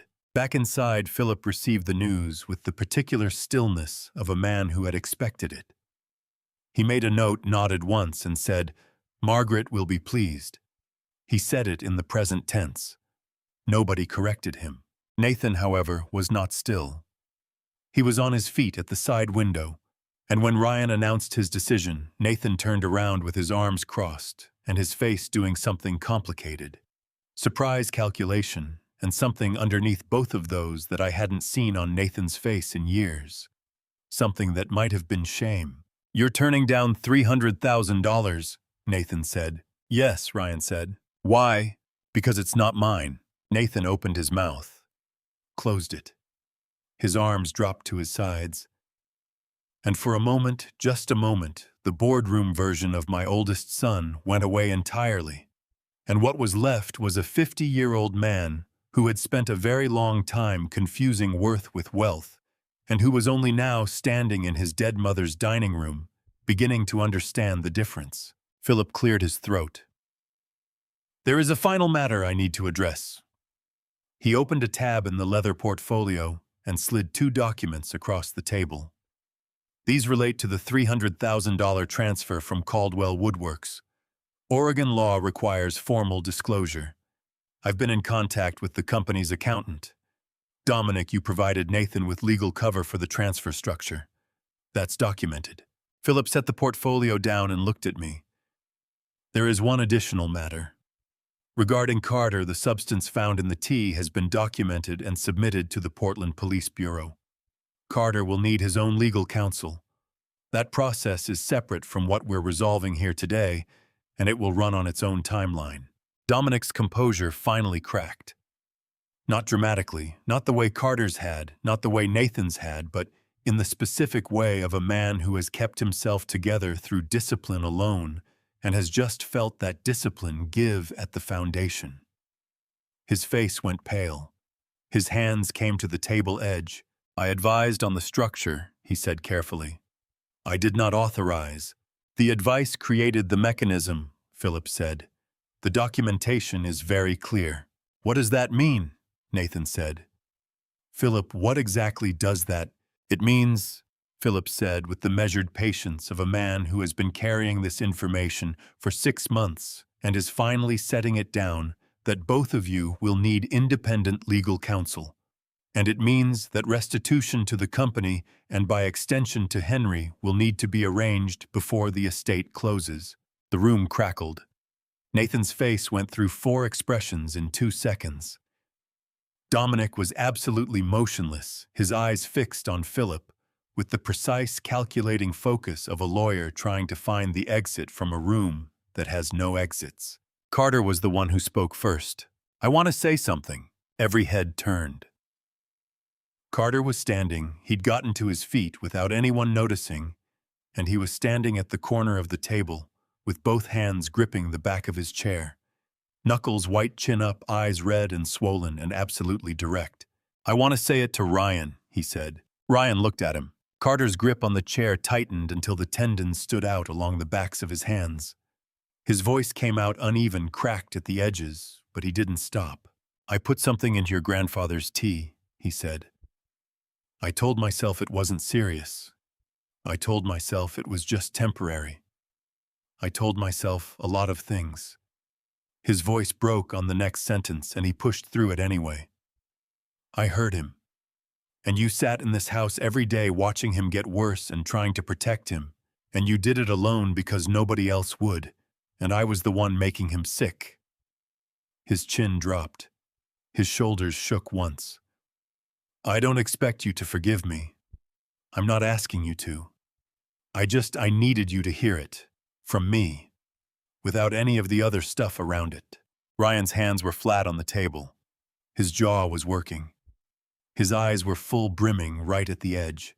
I hear you, he said. Carter nodded. He sat back down. He put his face in his hands. And I sat at the head of the table, in the house Margaret and I had shared for 31 years. And I looked at my sons, all three of them, each broken in their own particular way. And I thought about what she'd written. I love you. Even now. Especially now. I didn't know if they deserved that, but she had given it anyway. Philip closed the portfolio. I'll be in touch Monday, he said. Henry, get some rest. He let himself out the front door, and the house settled into the quiet of late afternoon, and the rain kept coming down outside, steady and indifferent, the way it always does in Portland in December, washing everything clean whether it wants to be or not. Philip had been gone for nearly 2 hours when I found the envelope. It was the 25th evening the house had emptied out, one son at a time. Nathan first with a curt goodbye at the door, Dominic next with a handshake that lasted half a second longer than usual. Carter last with red eyes and no words, just a hand on my arm that I let stay there for a moment before he left. Ryan had gone upstairs to shower. I was alone in the dining room collecting the coffee cups and stacking the documents Philip had left behind when I saw it sitting underneath the leather portfolio.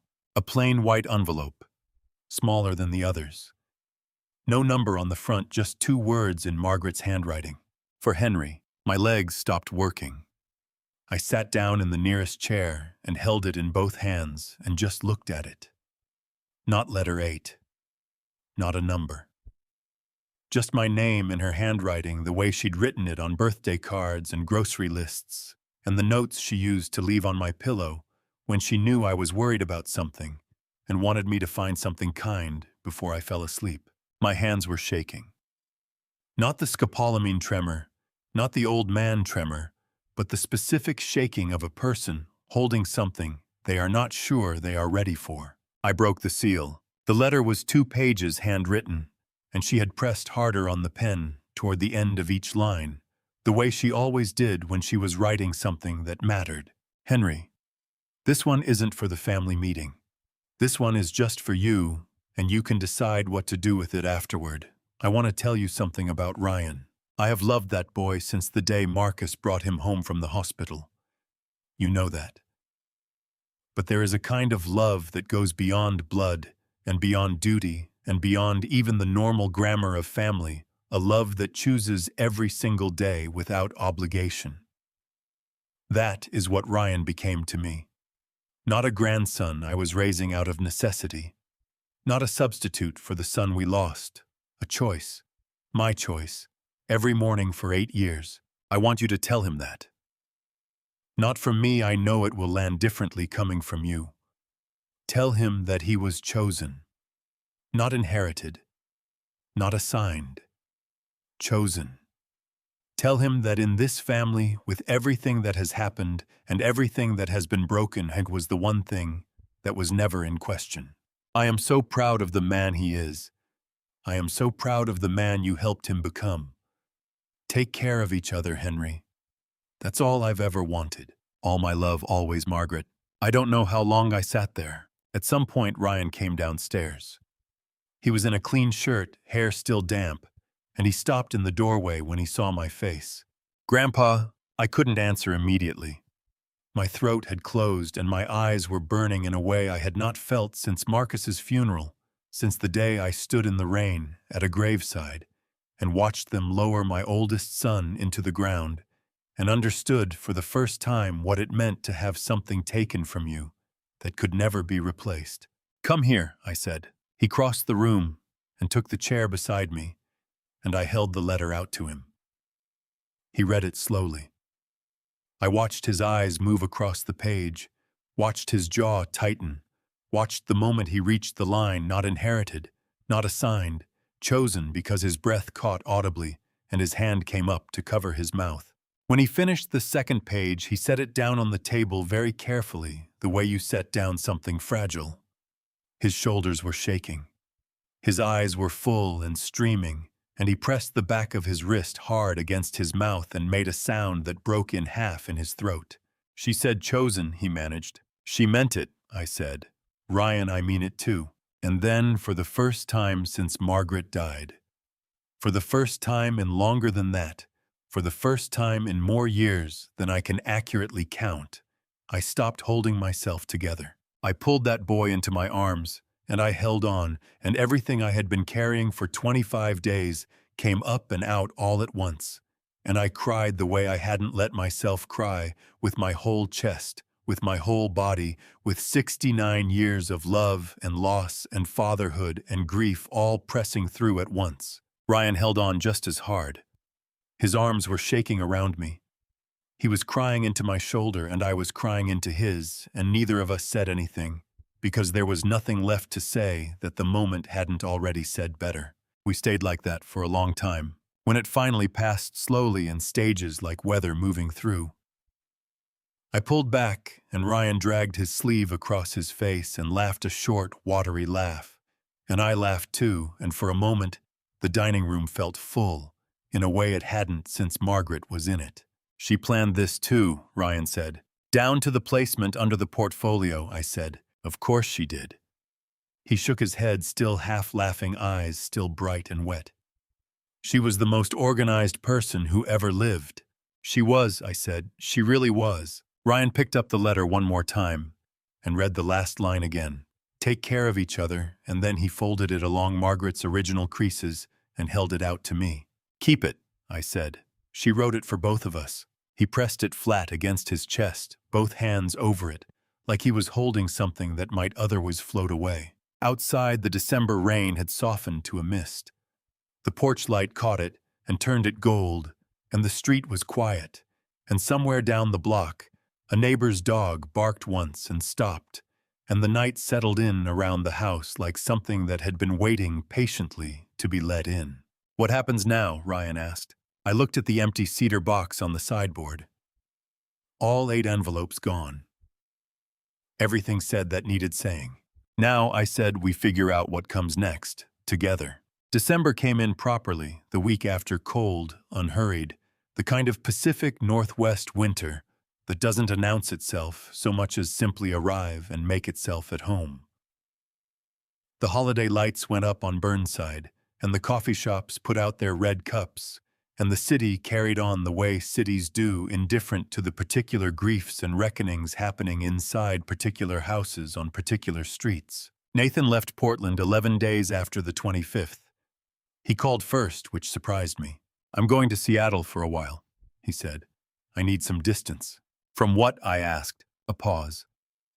From myself, mostly. His voice was quieter than I was used to hearing it.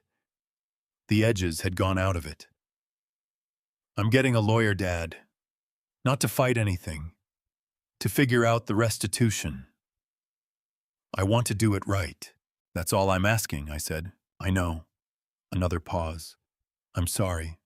I know that doesn't fix it. It doesn't, I said. But it's a start. He hung up, and I stood at the kitchen window for a moment, looking at the garden Margaret had planted along the back fence, dormant now, everything cut back and mulched, waiting for spring. Dominic sent an email 4 days after Nathan left. 3 paragraphs formal in structure, the way everything from Dominic always was, but the last line said, I should have gone to the police 8 years ago. I didn't. I'll have to live with that. I read it twice and wrote back 2 sentences I know. So will I. Carter called on a Thursday evening mid-December just as I was locking up the workshop. I started seeing someone, he said. A therapist. Twice a week. Good, I said. She says I have a pattern of seeking approval through caretaking and then resenting the people I'm taking care of. He said it with a kind of bleak, startled honesty, like a man reading his own file for the first time. Margaret would have said the same thing, I told him. She just would have been gentler about it. Carter made a sound that was almost a laugh. Yeah, she would have. His voice softened. How are you doing, Dad? Really? Better, I said. Getting better. Is Ryan still there? Every day, I said. He's learning the lathe. A real laugh from Carter this time, surprised and warm. Of course he is. Philip called on a Friday, with the legal confirmation, restitution agreement signed by Nathan and Dominic, estate formally closed, trust board seated and operational. The pediatric wing at Providence Memorial had broken ground. The first round of college scholarships had been awarded to 11 kids from 3 Portland high schools. Margaret's money was already moving through the world in the shape she had intended. Everything is in order, Henry, Philip said. She would be satisfied. She would find something to adjust, I said. Philip laughed a real laugh, the first I'd heard from him in the entire 6 weeks of this. You're probably right. Ryan was in the workshop every morning by 7. I'd started him on the lathe 3 weeks after the 8th letter, basic spindle work, nothing ambitious, just getting the feel of how wood responds to pressure and patience. He was good at it. He had the stillness for it, that particular quality of attention that the lathe demands, and that most people can't manufacture because it has to come from somewhere genuine. One morning in the 3rd week of December, gray sky workshop, warm, the smell of fresh-cut cherry wood filling the air between us, Ryan turned off the lathe and looked at me. Can I ask you something? You always ask that, I said. And you always ask anyway. When you and Grandma built all of this, the company, the house, the family, did you know it would turn out this way? I set down my chisel. Which part, the good or the bad? Either, both. I thought about it honestly. No, I said. I knew we were building something. I didn't know what shape it would take. You don't when you're in the middle of it. Ryan turned back to the lathe and ran his thumb along the spindle he'd been working, checking it the way I'd taught him, feeling for the places where the symmetry wasn't quite right yet. I think she knew, he said. I think she knew exactly what shape it was going to take. She had a head start, I said. She paid better attention than the rest of us. Ryan smiled a full, real smile, the kind that reached his eyes and stayed there. I'm going to try to do that. Pay better attention. That's all any of us can do, I said. He nodded and turned the lathe back on, and the workshop filled with the low, steady hum of it. And I picked up my chisel and went back to the jewelry box I had been finishing for 3 weeks. The maple one, pale and close-grained. The one I'd started with no particular purpose. I knew what it was for now. It was for Ryan. A place to keep the 8th letter. Some things you build, and the reason shows up later. Margaret told me that once, though, she phrased it differently. She said, Henry, you plant the seed in fall, and the flower comes in spring, and the whole time you just have to trust the ground. Outside the workshop window, the December mist pressed soft against the glass, and the city of Portland carried on in its quiet, rain-washed way. And the year that had broken us and remade us was running out its last few days, and inside that workshop, warm and sawdust-smelling, 2 people working side by side without needing to say much at all, something that had almost been lost, was very slowly being built back up. I didn't know yet what it would look like when it was finished, but the wood was good. The grain was straight. And for the first time in a long time, I had all the time I needed. If this Grandpa Stories taught me anything, it is this: the things we leave behind are never really about money. They are about what we believed when no one was watching. I am Henry Caldwell. I am 69 years old. I made mistakes as a father that I cannot undo. I was too busy building a company when I should have been building conversations. I was too proud to say I love you plainly, without condition, without occasion.